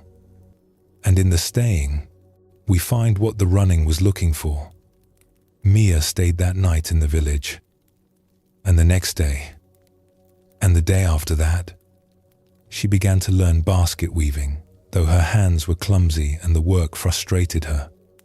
She felt the restlessness constantly, the voice telling her that she was wasting time, that she should be moving on, that peace was waiting somewhere else. But she stayed, and Hasu was patient with her, never pushing, never lecturing, simply weaving her baskets and being a quiet example of what was possible. Weeks passed, then months. The restlessness did not disappear, but it grew quieter. Mia began to notice moments of something she had never felt before. A settledness, a sense that wherever she was in the right place. She learned to weave baskets, though she never became as skilled as Hasu. But the baskets were not really the point. The point was learning to be present, learning to stop running, learning that peace was not somewhere else. It was here, in this moment, in this work, in this breath. The footprints Mia had been searching for were not on any distant road. They were right where she finally stopped to look. This story shows us a different kind of guide. Hasu did not offer philosophy or complex teachings. She did not lecture or explain or give instructions. She offered presence. She offered the example of a life lived at peace. And she offered an invitation to stop running long enough to discover what was already here.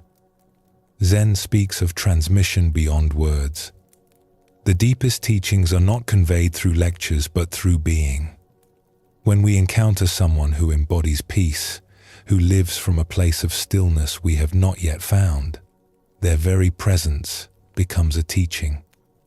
We see in them what is possible. We feel in their company what we long to feel in ourselves. This is worth more than 1,000 books.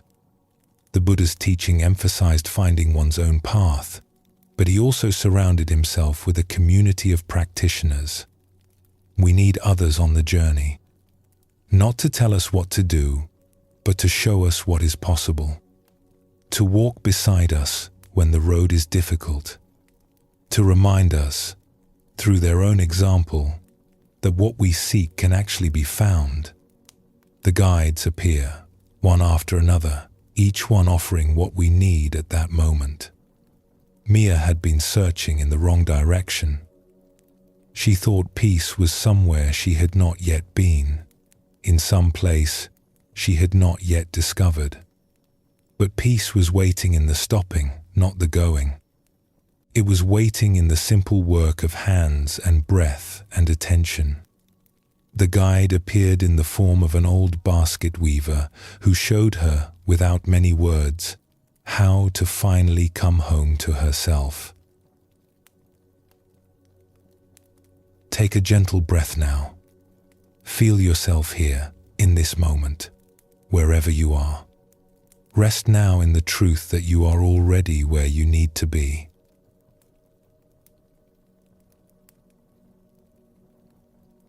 The Buddha's first teaching after his awakening concerned suffering.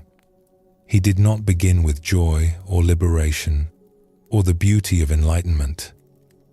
He began with the simple truth that life contains difficulty, that all beings experience dissatisfaction, loss, and pain. This was not pessimism. It was honesty. And this honesty, the Buddha taught, is where the path begins. We often think of suffering as a problem to be solved, an obstacle to happiness, something that should not be there. We resist it. We fight against it. We tell ourselves that if only we could eliminate suffering, then we would finally be at peace. But the Buddha saw something different. He saw that suffering itself can be a teacher, that our pain, properly understood, points us toward freedom. When we are comfortable, we rarely question our lives. We go along with the familiar patterns, the usual assumptions, the stories we have always told ourselves. But when suffering arrives, something cracks open. We are forced to look more deeply. We begin to ask questions we have been avoiding. We become willing to see what we have been hiding from ourselves. This is why difficulty can be a doorway. Not because suffering is good in itself, but because it wakes us up. It shows us that the way we have been living is not working. It creates an opening for something new to emerge. The footprints we seek often become visible only when the ground we were standing on gives way beneath us. Let us explore how suffering can point the way, and how the very things we wish to escape can lead us toward what we most deeply need. In a prosperous city known for its fine ceramics, there lived a pottery merchant named Darrow. He had built his business from nothing, starting as a young man with a single cart and a willingness to work harder than anyone else. Now, 30 years later, he owned the largest pottery warehouse in the region. His name was known throughout the province. His opinion on ceramics was sought by collectors and nobles alike. By every measure the world uses, Darrow was successful. His home was large and comfortable, filled with beautiful objects he had collected over the years. His wife was kind and capable. His children were grown and established in their own lives. He had money enough that he never had to worry about his next meal or his old age. He had achieved everything he had set out to achieve, and yet Darrow could not sleep. It had started gradually, years ago.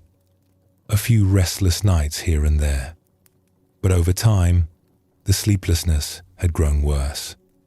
Now he lay awake for hours, his mind churning through the same thoughts over and over.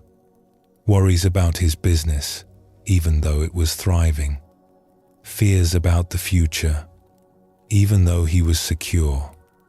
A gnawing sense that something was wrong, even though he could not say what. During the day, he hid his exhaustion behind a mask of confidence. He made decisions, gave orders, negotiated deals. He played the role of the successful merchant so well that no one suspected how hollow he felt inside. But at night, when the mask came off, the emptiness was unbearable.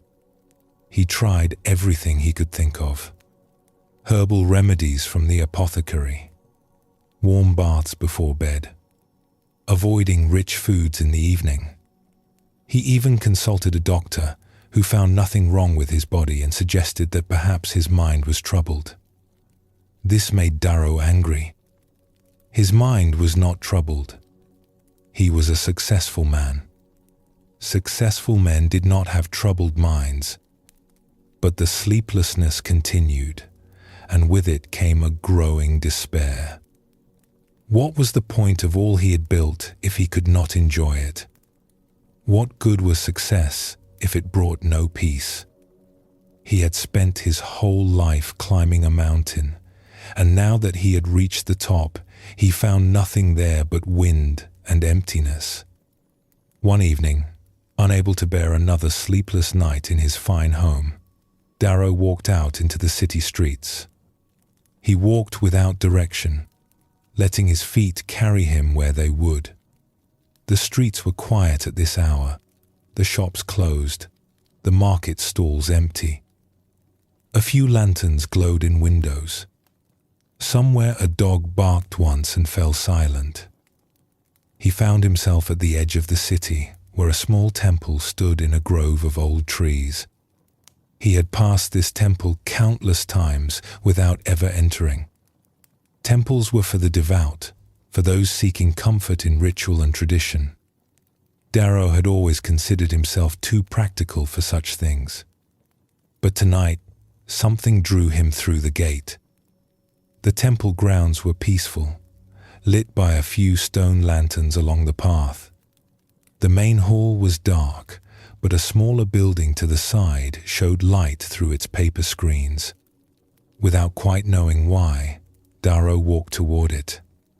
Inside, he found an old monk sitting in meditation. The monk's eyes were closed, his posture still, his face peaceful in a way that made Darrow's heart ache with longing. This was what he had been seeking without knowing it. This stillness, this peace. The monk opened his eyes and looked at Darrow without surprise, as if late-night visitors were perfectly normal. "You are troubled," the monk said. It was not a question.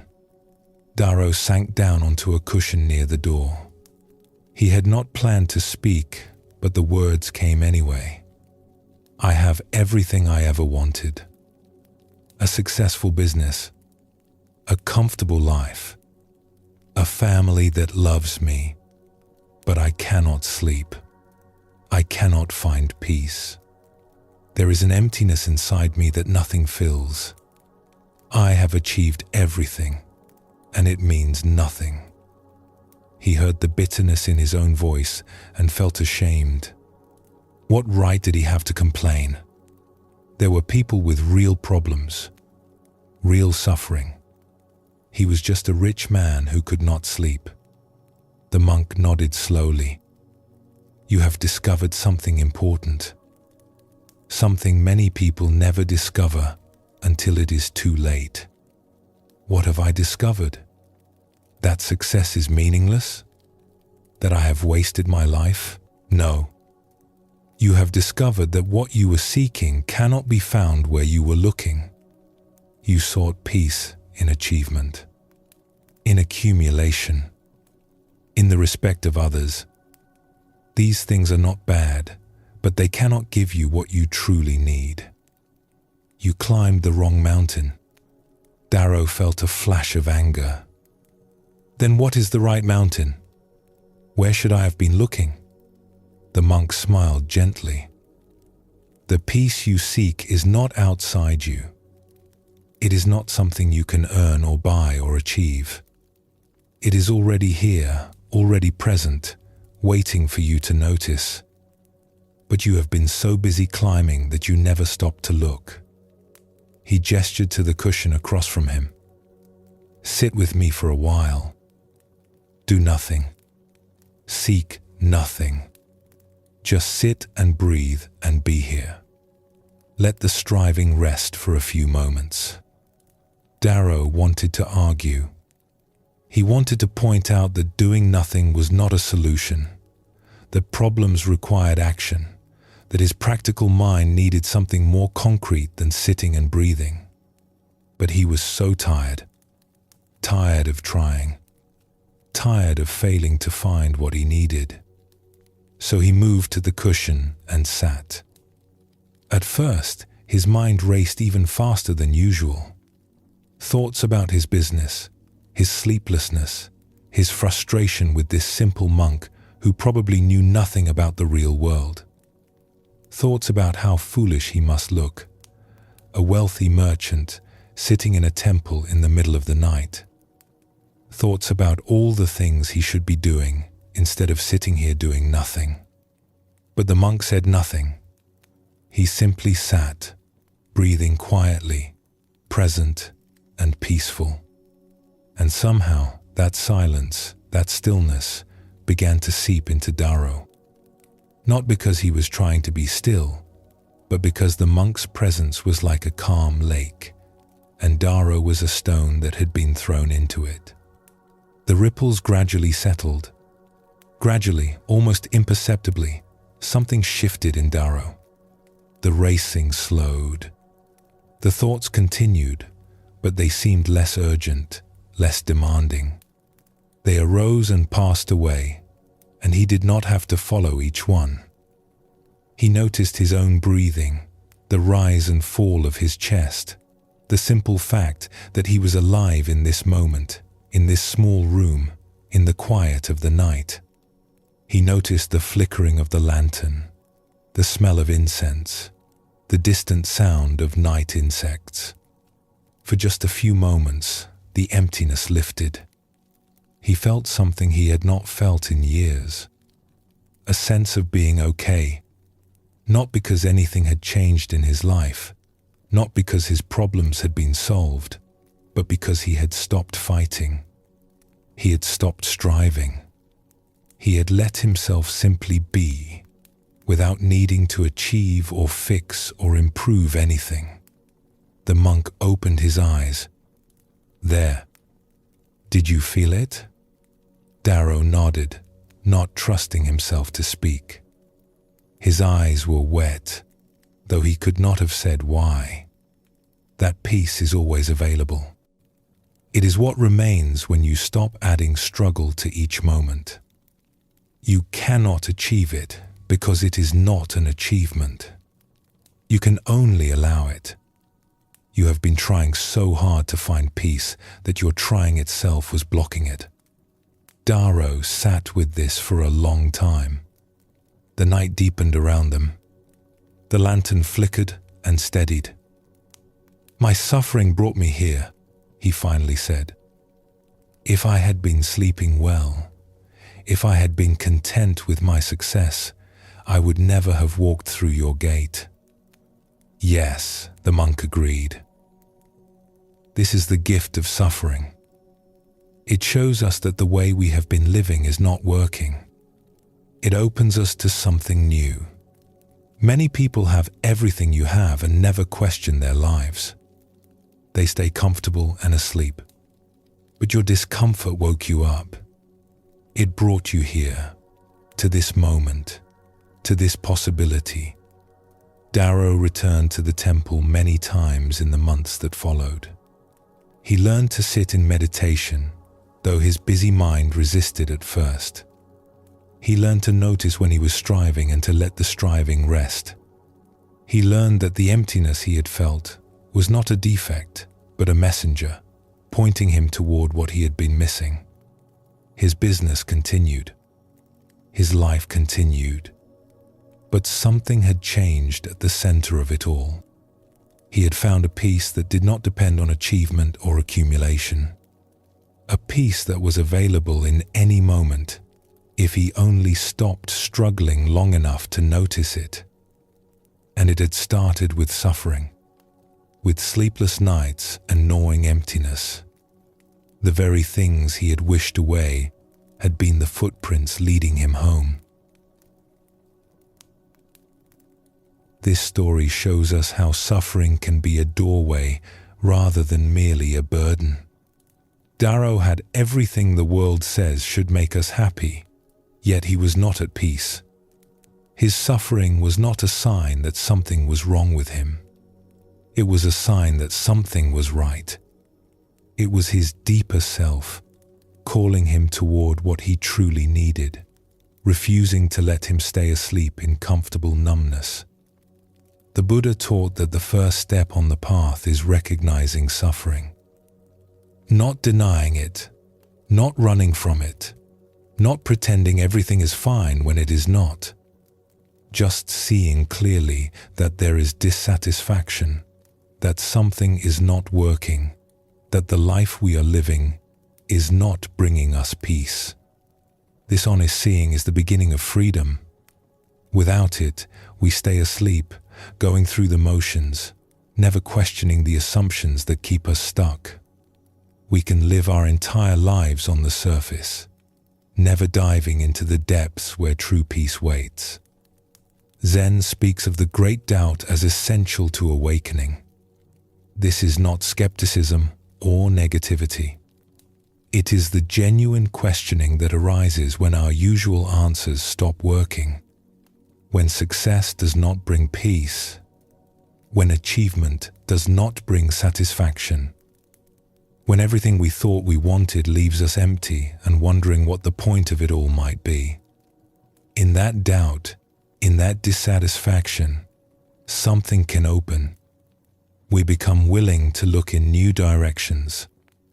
We become humble enough to admit we do not know the way. Buddhism shows us that suffering is not punishment. It is not a sign that we have failed or that we are broken. It is simply the friction that arises when we are living out of alignment with reality. When we stop fighting this friction and start listening to it, it becomes a guide. It shows us where we are stuck. It points us toward what we have been missing. The footprints appear precisely where the ground gives way beneath us. In a valley where the plum trees bloomed each spring in clouds of pink and white, there lived a woman named Kimmy who had devoted her life to a single dream. She wanted to create a school for the village children, a place where they could learn to read and write and think, skills that had been denied to most people of her generation. For 15 years, she had worked toward this dream. She had saved every coin she could spare from her work as a seamstress. She had petitioned officials for permission. She had gathered books and materials, storing them carefully in wooden chests. She had found a building, an old storehouse that could be converted into classrooms. She had recruited other women who shared her vision and were willing to teach. Everything was finally coming together. The permissions had been granted. The building was being prepared. The first students would arrive in just a few months. After all these years, her dream was about to become real. And then the flood came. It was the worst flood in living memory. The river burst its banks after days of heavy rain, sending water rushing through the lower parts of the village. The old storehouse where Kimmy had gathered her books and materials was directly in the flood's path. When the waters finally receded, there was nothing left. The books were ruined, their pages turned to pulp. The building's walls had collapsed. The work of 15 years had been swept away in a single night. Kimmy stood in the wreckage and felt something inside her break. Not anger, though that would come later. Not even grief, though that would come too. Just a vast, terrible emptiness. As if the flood had swept away not just her school but her very reason for living. As if the water had rushed through her own heart and carried off everything that mattered. In the weeks that followed, Kimmy could barely function. She continued her work as a seamstress because she had to eat, because her hands remembered what to do even when her heart was numb. But her movements were mechanical, her eyes hollow. The needle went in and out. The thread pulled through. The garments took shape. But she was not really there. Friends tried to comfort her, but their words felt distant and meaningless. What could anyone say? 15 years of work, gone in a single night. A dream that had given shape to her whole adult life, destroyed by water and mud. Some friends told her to have faith that things would work out. Others told her she was strong and would rebuild. But she did not feel strong. She felt empty. She felt like the hollow shell of a person going through the motions of living. One morning, a traveling monk passed through the village. He had been on the road for many years, walking from place to place, offering teachings to whoever wished to hear. He was old and weathered, his robes patched in so many places they seemed more patched than original cloth, but his eyes held a kindness that made people want to speak to him, to share their troubles, to seek his counsel. Kimmy did not seek him out. She had no interest in teachings or philosophy. What good were words when the world had taken everything? What good was wisdom when you had lost the only thing that gave your life meaning?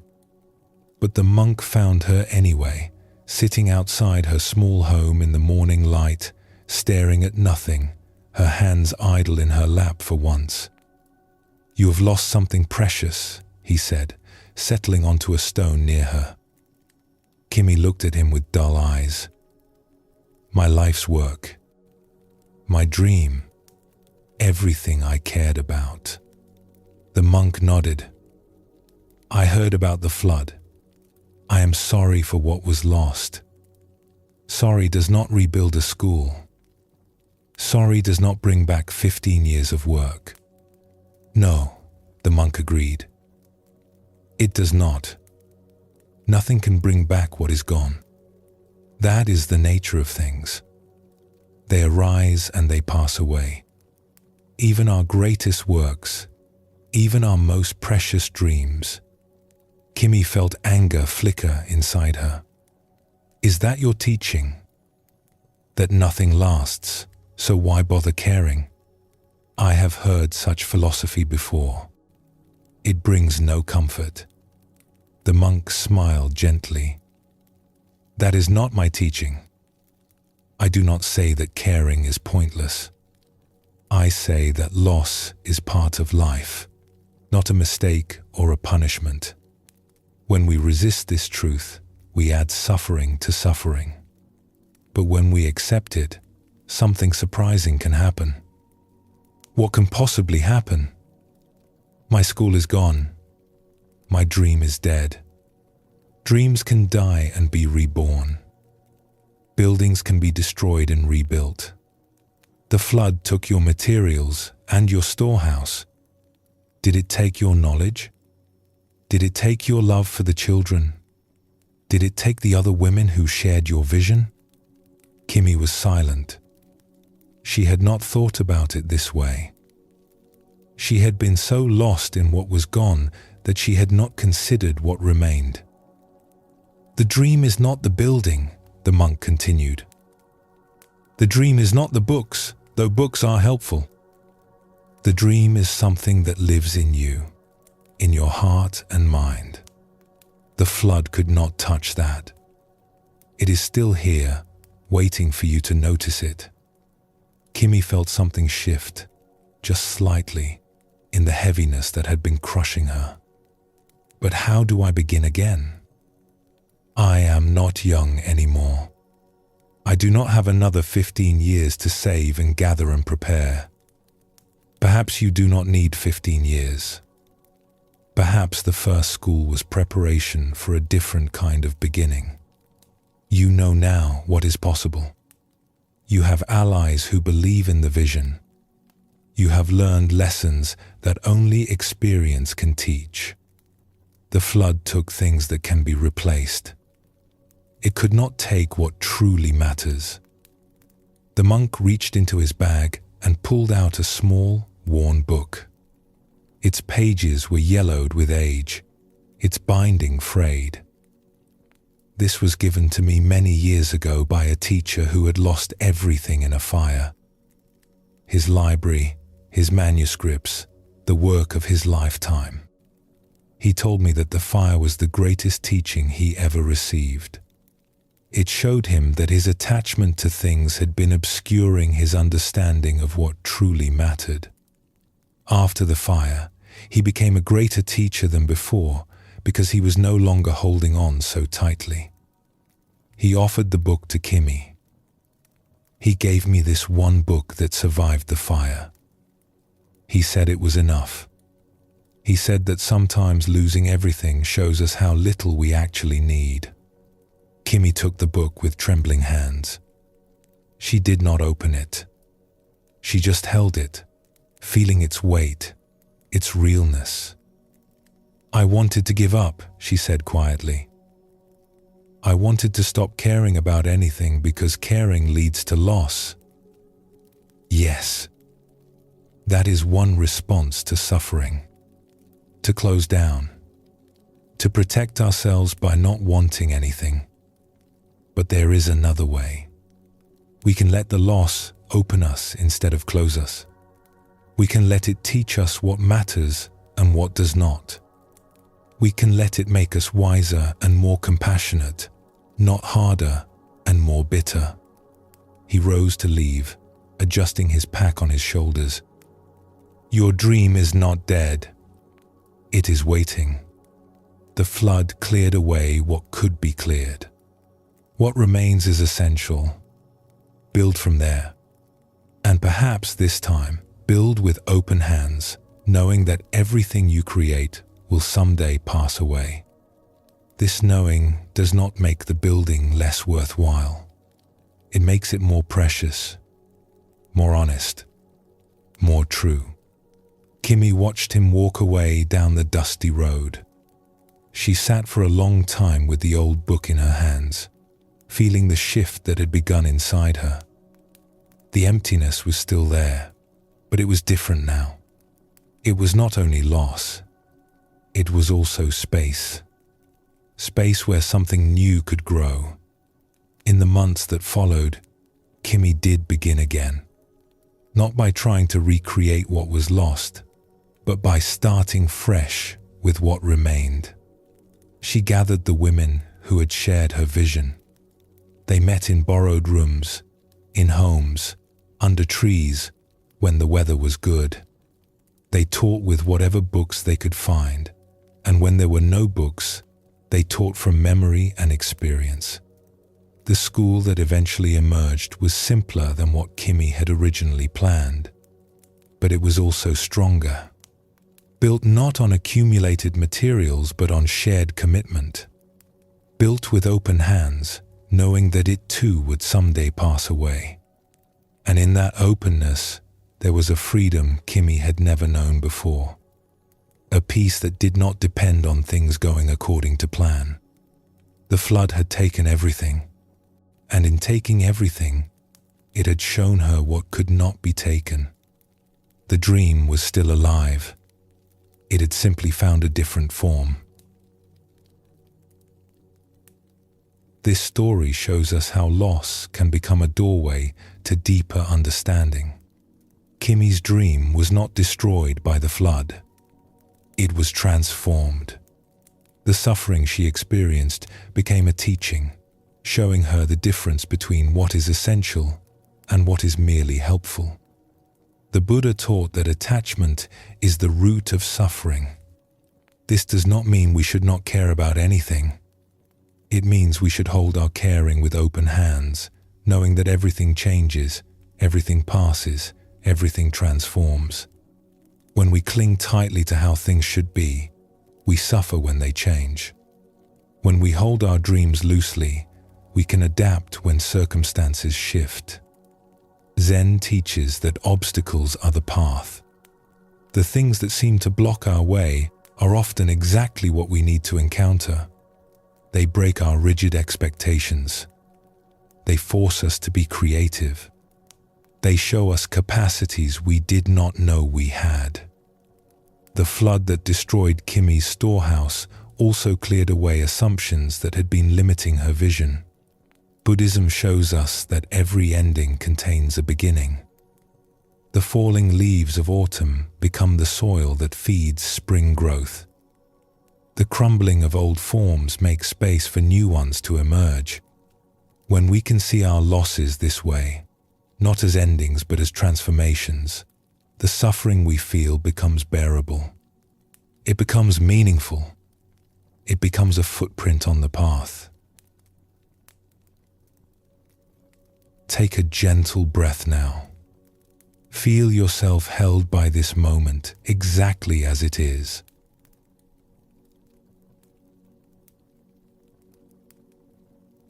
Finding the footprints is not enough. We must choose to follow them. This is where many seekers falter. They glimpse the path. They see the signs pointing toward peace. They feel the stirring of something new inside them. But then they hesitate. They look back at the familiar life they have been living. They think of all they might lose, all the risks they might take, all the ways things could go wrong, and they turn away. The Buddha spoke of the path as something that must be walked, not just understood, not just believed in, but actually walked. Step by step, day by day. This walking requires something from us. It requires trust. Trust that the footprints lead somewhere real. Trust that the glimpses we have seen are not illusions. Trust that we have the strength to continue even when the way grows difficult. It also requires courage. The courage to leave behind what is familiar. The courage to disappoint those who expect us to stay the same. The courage to face our own doubts and fears and keep going anyway. This courage is not the absence of fear. It is the willingness to move forward despite fear. To take the next step even when we cannot see where the path leads. Zen teaches that the journey of 1,000 miles begins with a single step. This simple truth is easy to say and difficult to live, but it points to something essential. We do not need to see the whole path before we begin. We do not need certainty or guarantees. We need only the willingness to take one step, then another, then another. The path reveals itself to those who walk it. Let us explore what it means to follow the trail. What it takes to begin, and what it takes to continue. On a stretch of coast where the fishing was good and the storms were fierce, there lived a man named Boro who had fished these waters all his life. His father had been a fisherman, and his father before him, going back generations beyond counting. Boro knew the sea the way he knew his own hands. He knew where the fish gathered in each season. He knew how to read the clouds for coming weather. He knew the rhythms of tide and current that had governed his family's life for as long as anyone could remember. It was a good life in many ways. Honest work, fresh air, the satisfaction of bringing in a catch that would feed his village. Boro had a wife who loved him, children who were growing strong, a place in a community that valued what he did. By any reasonable measure, He should have been content. But something had been stirring in him lately. A restlessness he could not name. A sense that there was more to life than the endless cycle of fishing and mending nets and fishing again. He had begun to notice things he had never noticed before. The way the morning light fell on the water. The strange peace that sometimes descended when he was alone on his boat, far from shore. The questions that arose in the quiet moments. Questions about meaning and purpose and what it all added up to in the end. He had overheard travelers talking about teachers in the distant mountains who taught ways to find peace. He had seen monks passing through the village, their faces calm in a way that made his heart ache with longing.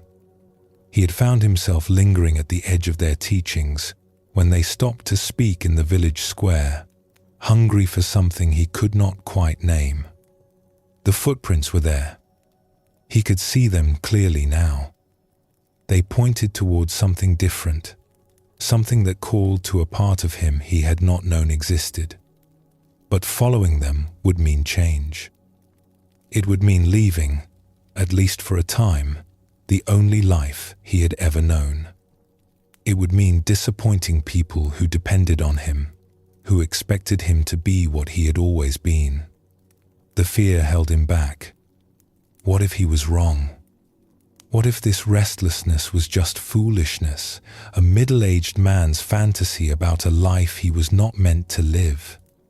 What if he left his fishing and his family to chase something that did not exist and came back with nothing but shame and regret? He thought of what the other fishermen would say. He thought of the secure and predictable life he would be risking for something he could not even properly name. So he stayed. He fished. He mended his nets. He sat in his boat on the grey water and felt the ache growing stronger. He watched the monks pass through and felt something in him reach out toward them, then pull back in fear. The footprints were there, clear as the tide line on the beach, but he could not bring himself to take the first step. Days turned to weeks. Weeks turned to months. The call did not fade, but he learned to live with it, the way you learn to live with a wound that never quite heals. One evening, as the autumn winds began to blow cold from the north, Boro sat with his elderly father on the rocks above the harbor. The old man had stopped fishing years ago, his body too worn for the work, his hands too stiff to handle the nets. But he still came to watch the boats come in each day. It was his way of staying connected to the life he had lived. They sat in companionable silence as they often did, watching the sun sink toward the water, painting the clouds in shades of amber and rose. "Something is troubling you," his father said after a while. It was not a question. The old man had always been able to read his son, even when Boro was a child trying to hide some mischief. "You have been carrying something heavy for a long time now. I see it in the way you walk. I hear it in the silences between your words." Boro hesitated. He had not spoken of his restlessness to anyone, not even his wife. It felt shameful somehow, like a betrayal of everything his family had built over generations. How could he explain that the life they had given him, the life that should have been enough, was not enough? How could he say such a thing without hurting everyone he loved? "I have been feeling unsettled," he finally said, the words coming slowly. "There is something calling me, something I cannot explain. I feel it when I am alone on the water. I feel it when the monks pass through. A pull toward something different, something more. But I am afraid to follow it. I am afraid of what I might lose. I am afraid of being a fool." His father was quiet for a long time, watching the orange light spread across the waves like fire on water. The wind picked up, carrying the smell of salt and seaweed. Somewhere below them, the boats creaked against their moorings. "When I was your age," he said slowly, "I felt the same thing. A pull towards something I could not name, a sense that there was more to life than what I knew." Boro turned to look at him, surprised. His father had never spoken of such things. "What did you do?" The old man's face was sad in the fading light. "I did nothing. I was afraid, just as you are. I told myself that my duties were here, that my family needed me, that it was foolish to chase dreams when there was real work to be done. I buried that feeling and went on with my life." He paused, and when he spoke again, his voice was heavy. "I have had a good life. I do not regret my family, my work, the years I spent on the water. But there is something else, a wondering, a question that has followed me all these years. What would have happened if I had been brave enough to follow that call? What might I have discovered? I will never know. And that not knowing has been a weight I have carried every day since." He turned to face his son directly, his old eyes bright with something that might have been tears. "Do not make my mistake, Boro. Do not wait until you are old, and your body will not carry you to wonder what might have been. If something is calling you, answer it. If you have seen footprints on a path you do not understand, follow them. The fishing will still be here. Your family will still love you.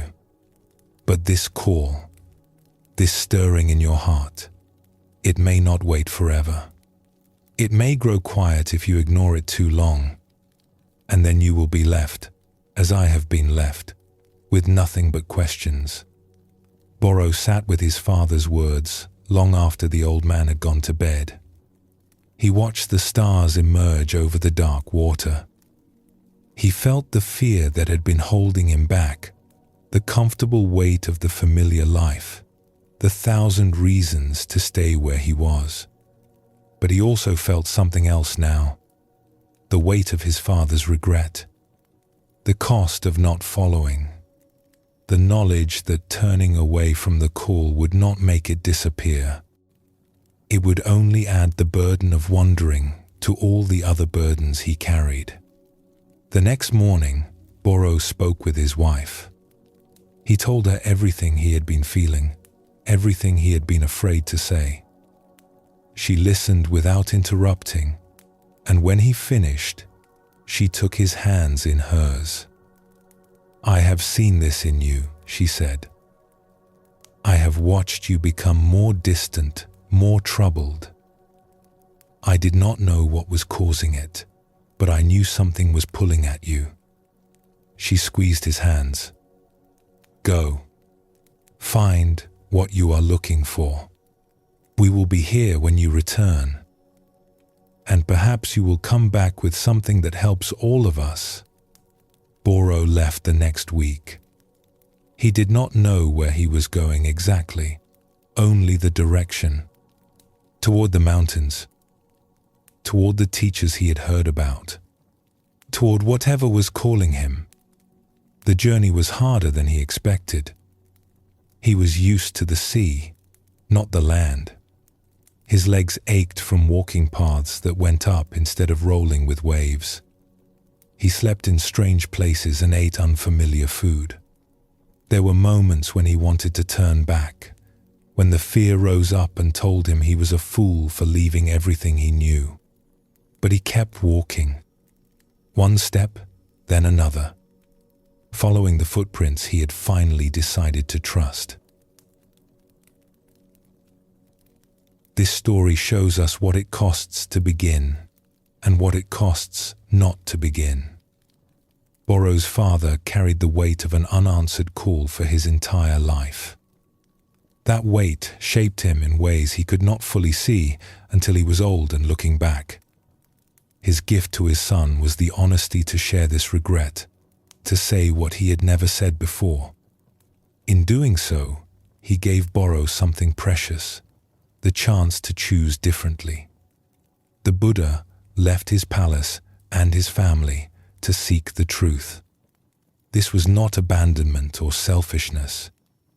It was following a call so strong that ignoring it would have been a kind of death, a slow suffocation of the spirit.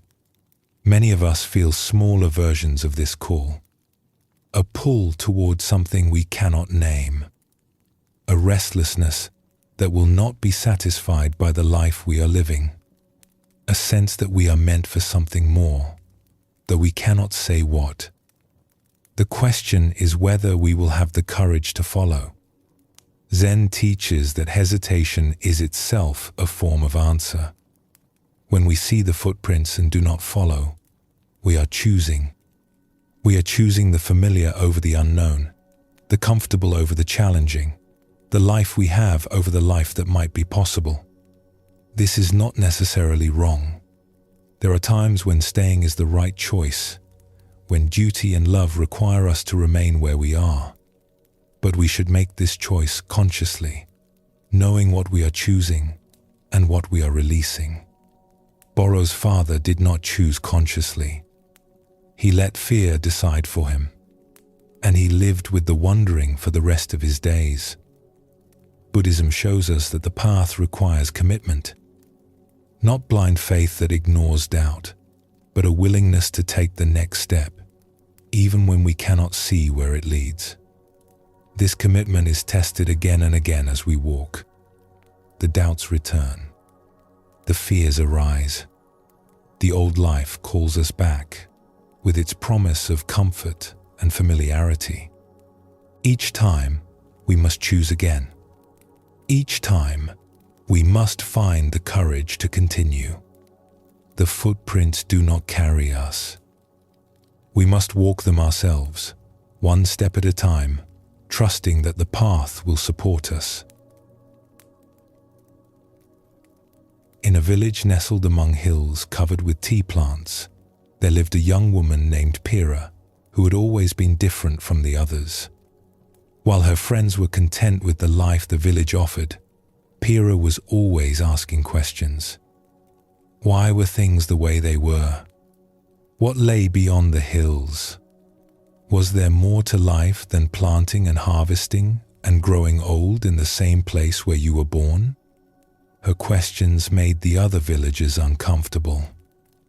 They were good people, satisfied with their lot, and they did not understand why Pira could not be satisfied too. Her parents worried about her. Her friends grew distant. She learned to keep her questions to herself, but they did not go away. They only went deeper, becoming a constant companion she spoke to in the silence of her own mind. When Pira was 19, a teacher passed through the village. She was an older woman who traveled from place to place, sharing teachings about the nature of mind and the possibility of peace. She stayed for 3 days, speaking to whoever wished to listen. Most of the villagers came once out of curiosity and did not return. But Pira came every time. She sat at the front and listened with her whole being. The teacher spoke of things Pira had always sensed, but never had words for. The restlessness that comes from seeking happiness in things that cannot provide it. The peace that becomes available when we stop struggling against the way things are. The path that countless seekers had walked before, leaving footprints for those who came after. On the last evening, Pira approached the teacher as she was preparing to leave. "I want to learn more," Pira said. "I want to follow this path you speak of, but I do not know how. I am just a village girl. I have no money, no connections, no special abilities." The teacher looked at her with kind, steady eyes. The path does not require money or connections. It requires only sincerity, the willingness to question, to learn, to change. You have this already. I can see it in you. But where do I go? What do I do? There is a community of practitioners in the town of Shenmu, 3 weeks' walk from here. They accept anyone who comes with a sincere heart. Go there. Tell them I sent you. Begin your training. The rest will unfold as it needs to. Pira felt excitement and terror in equal measure. 3 weeks' walk, alone, to a place she had never seen, to live among strangers, to pursue something her family and friends would not understand. I am afraid, she admitted.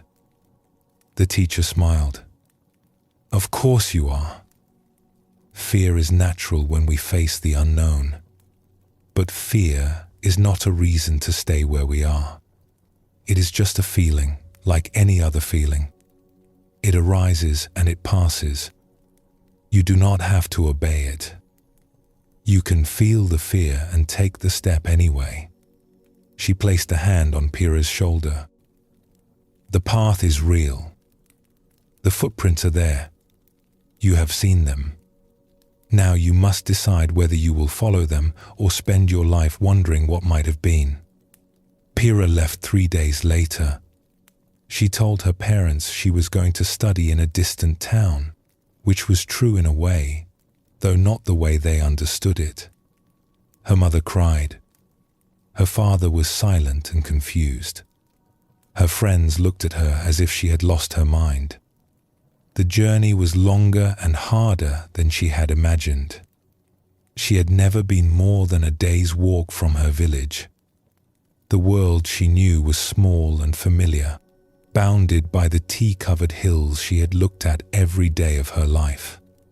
Now she walked through landscapes she had never seen, past towns where people spoke with unfamiliar accents, and ate foods she did not recognize, along roads that seemed to stretch forever toward a horizon that never got closer.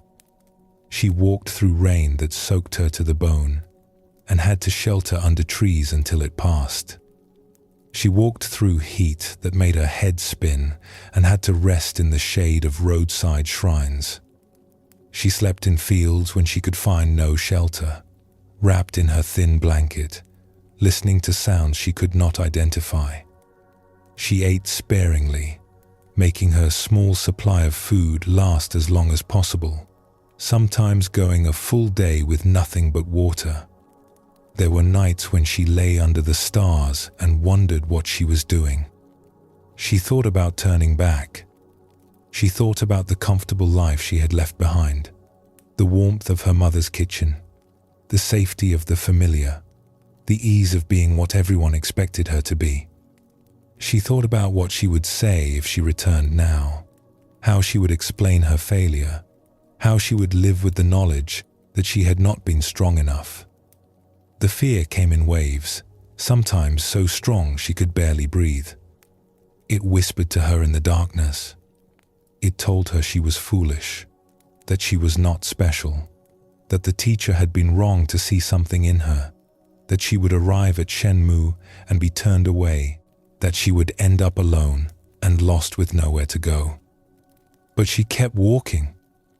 Each morning, no matter how she felt, she rose and took the first step, then the next, then the next.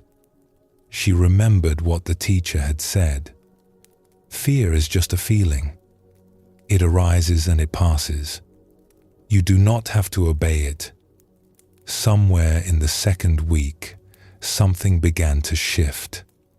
The fear did not disappear, but it became smaller, less commanding, just one voice among many instead of the only voice.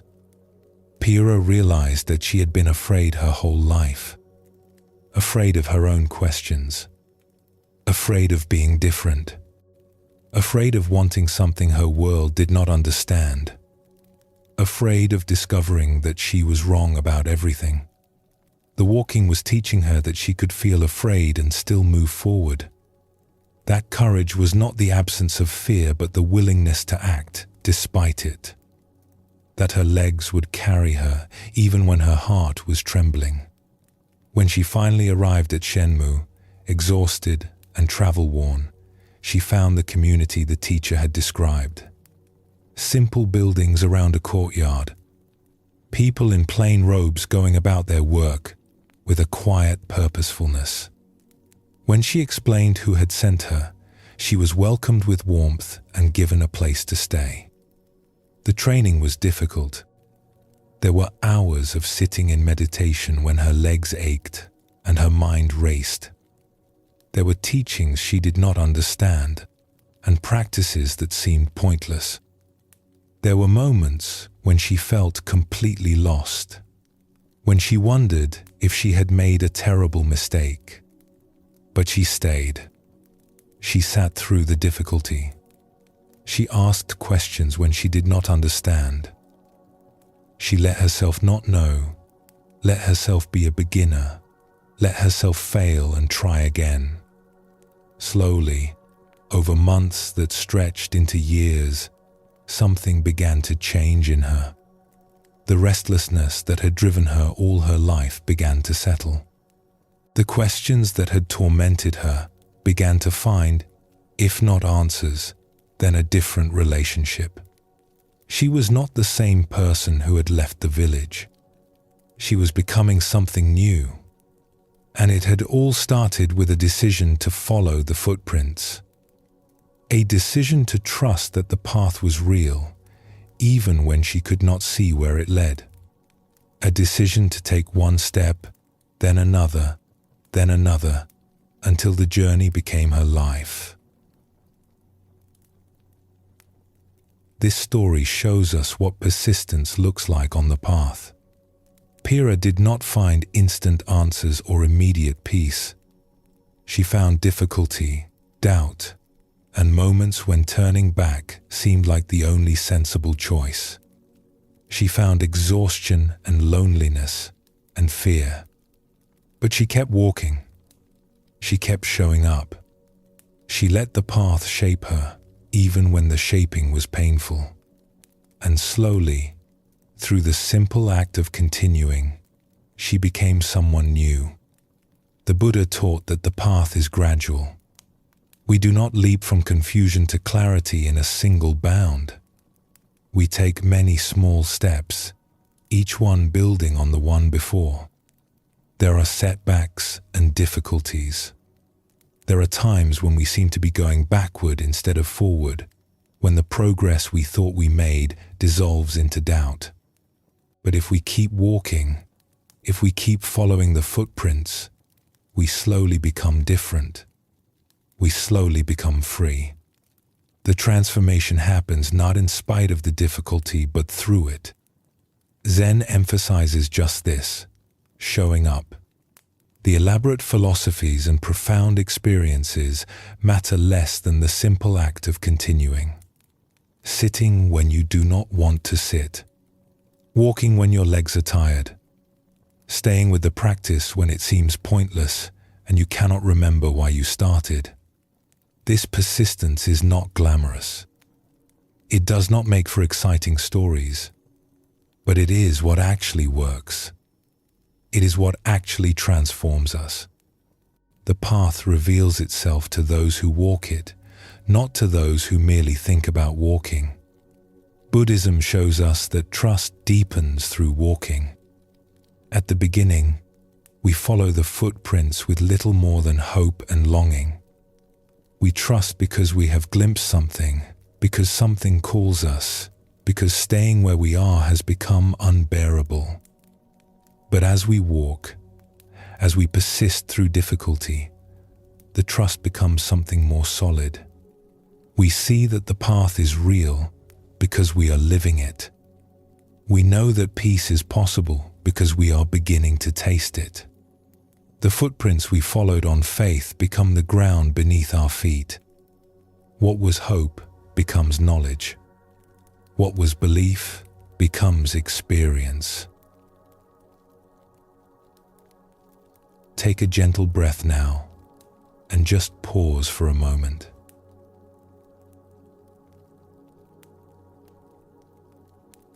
The uncertainty of life is part of the journey. The Buddha did not promise his followers that the path would be obvious from the start. He said it must be walked, tested, experienced. The truth reveals itself through living, not through belief alone. We take steps in the dark, trusting that light will come. And gradually, it does.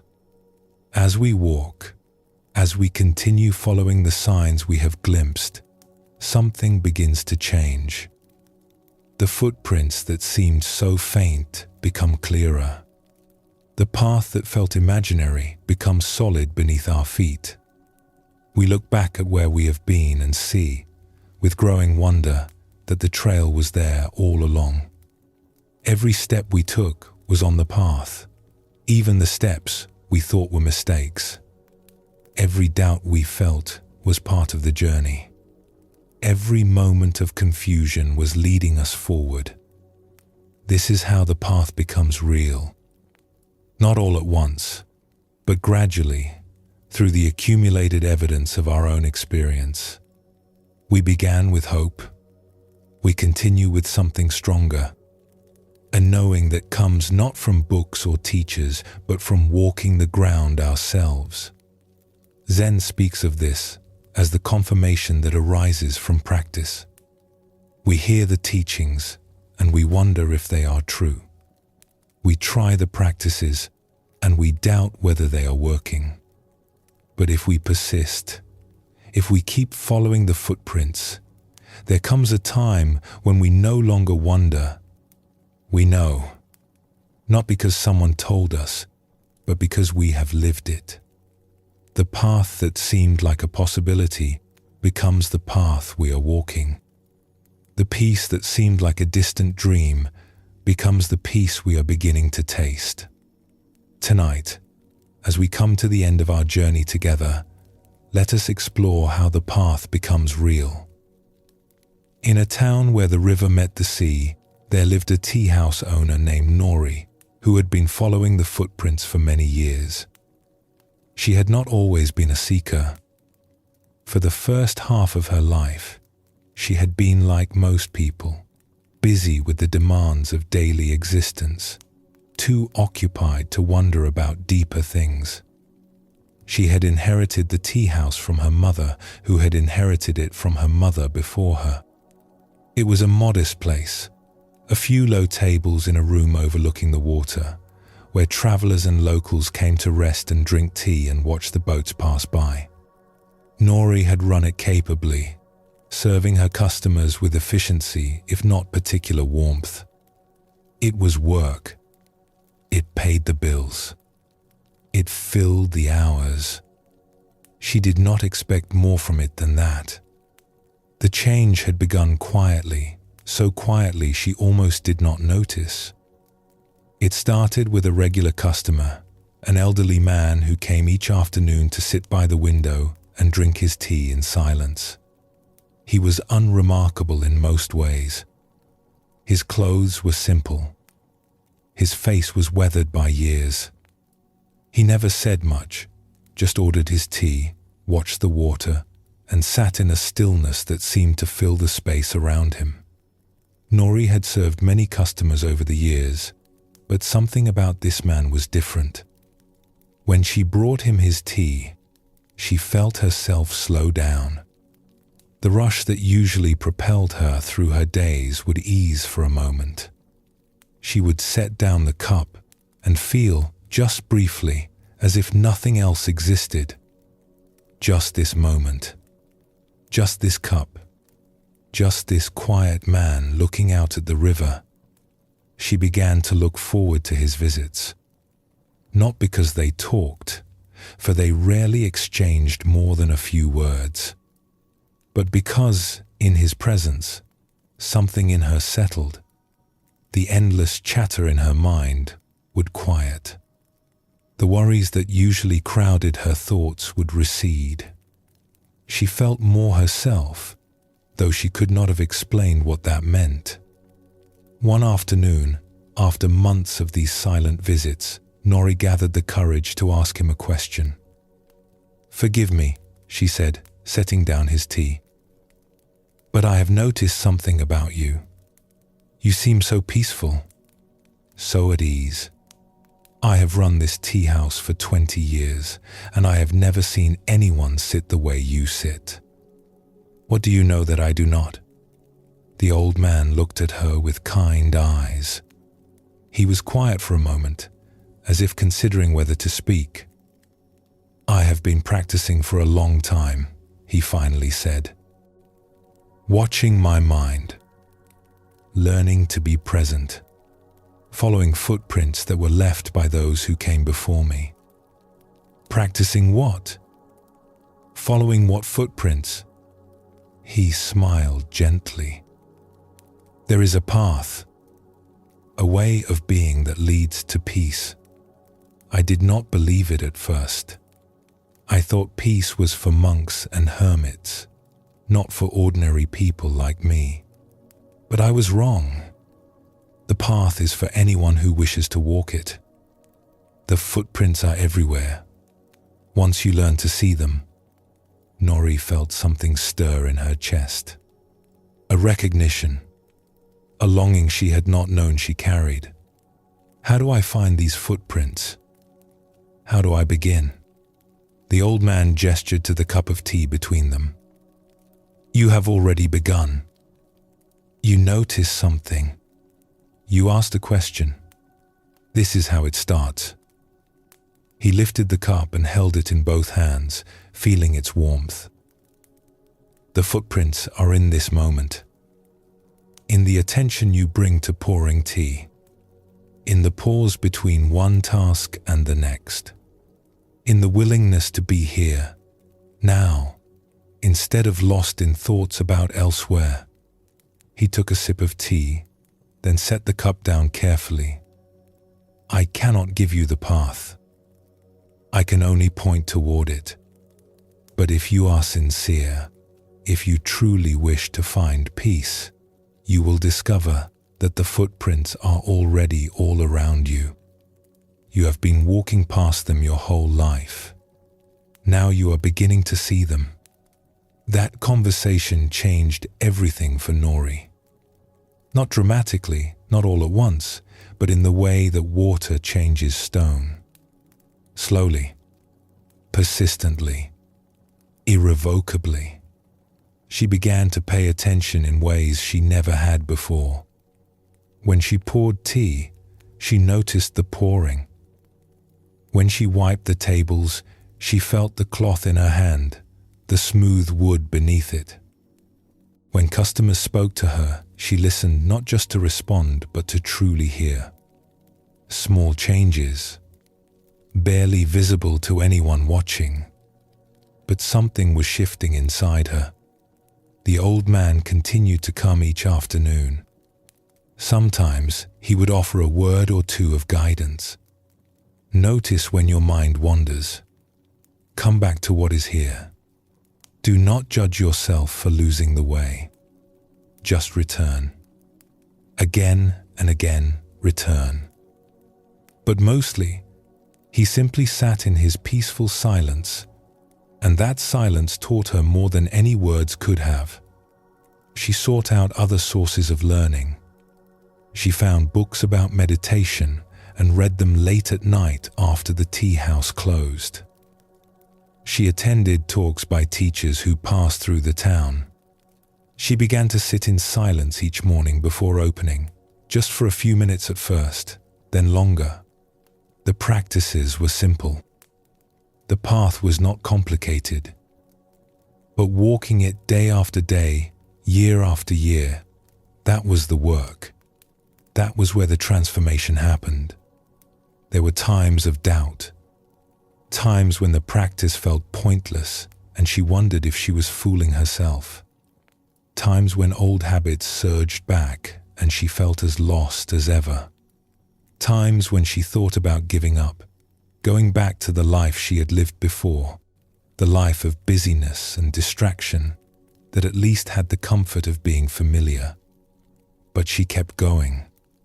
She kept following the footprints. And slowly, so slowly she could not have said when it happened, something changed.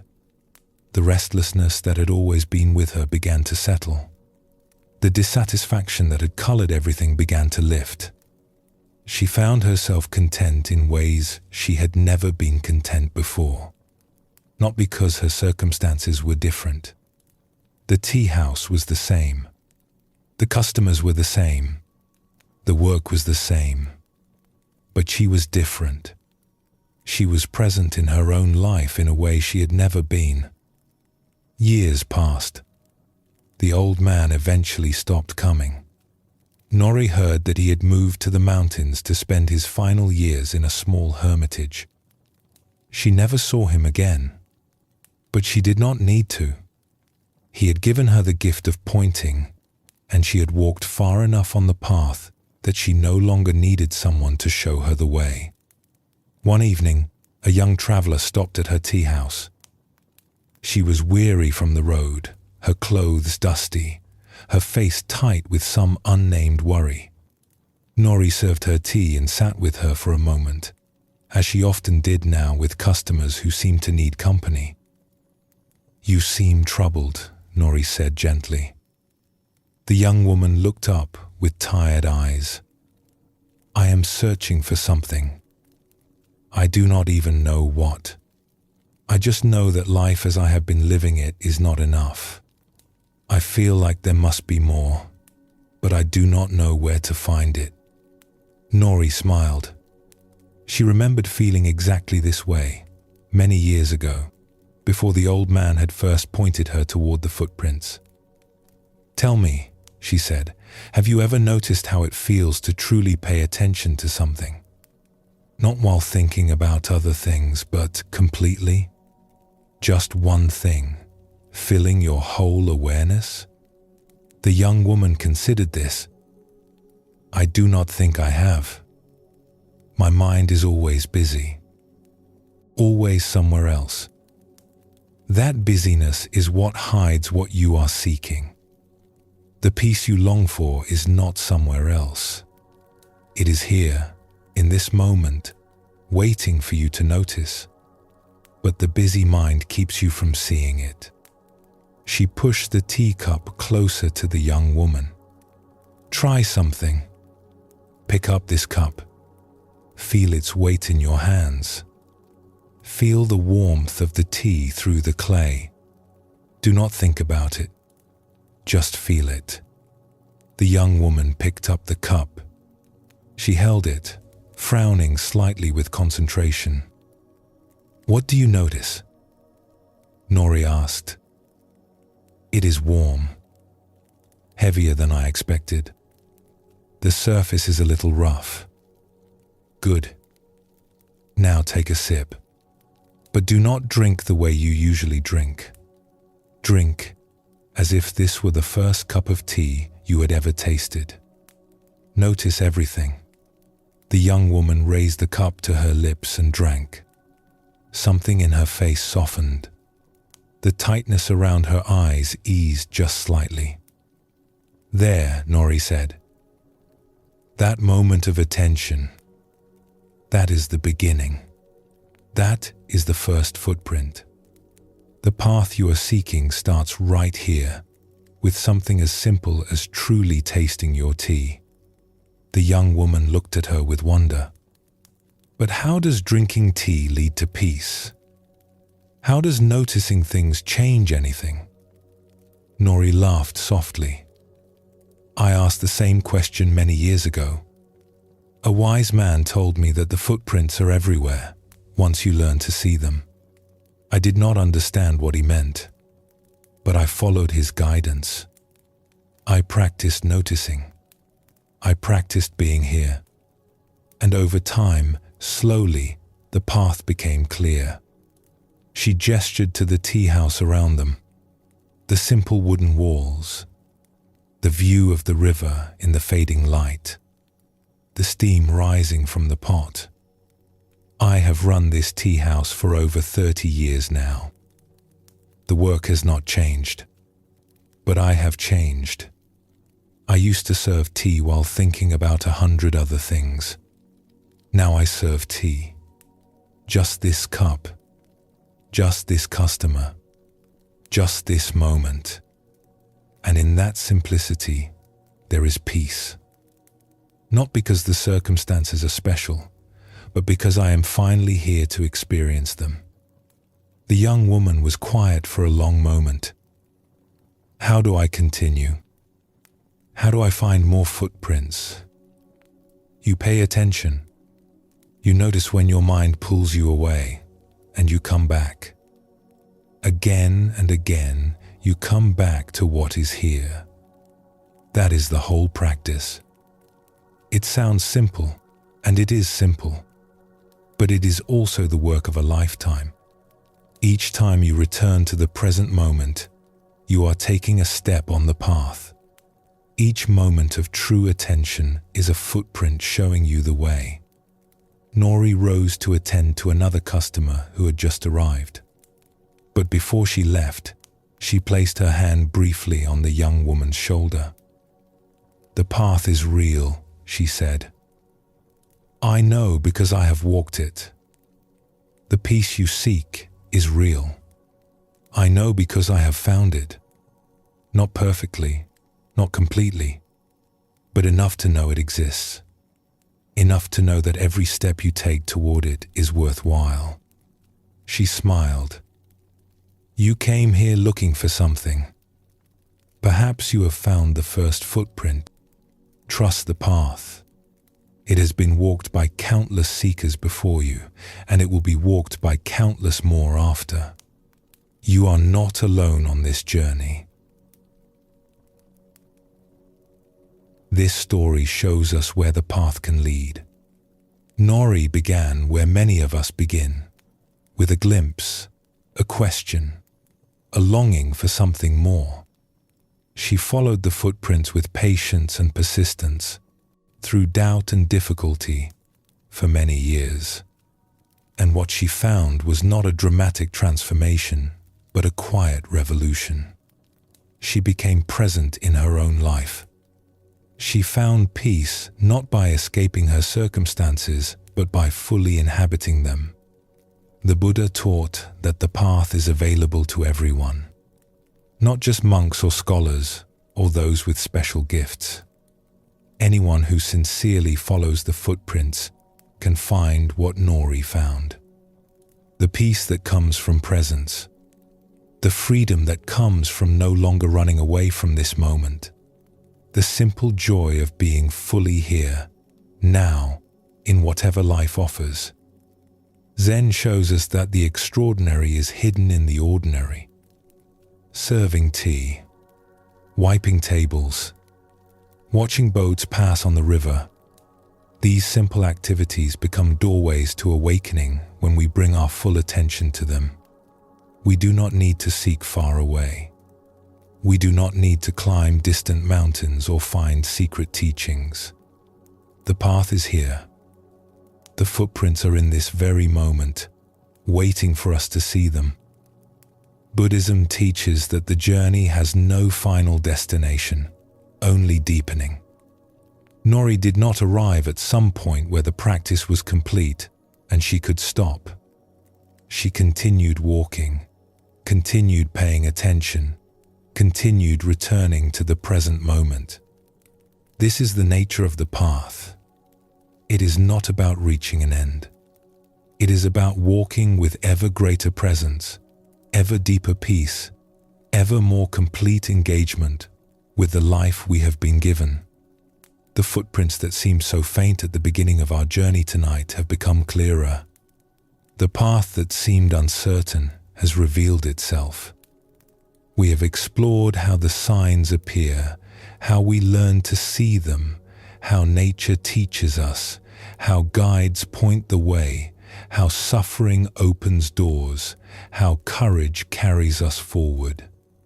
And now we see that all of this leads to something real, a peace that can be lived, a presence that can be practiced, a path that becomes more solid with every step we take.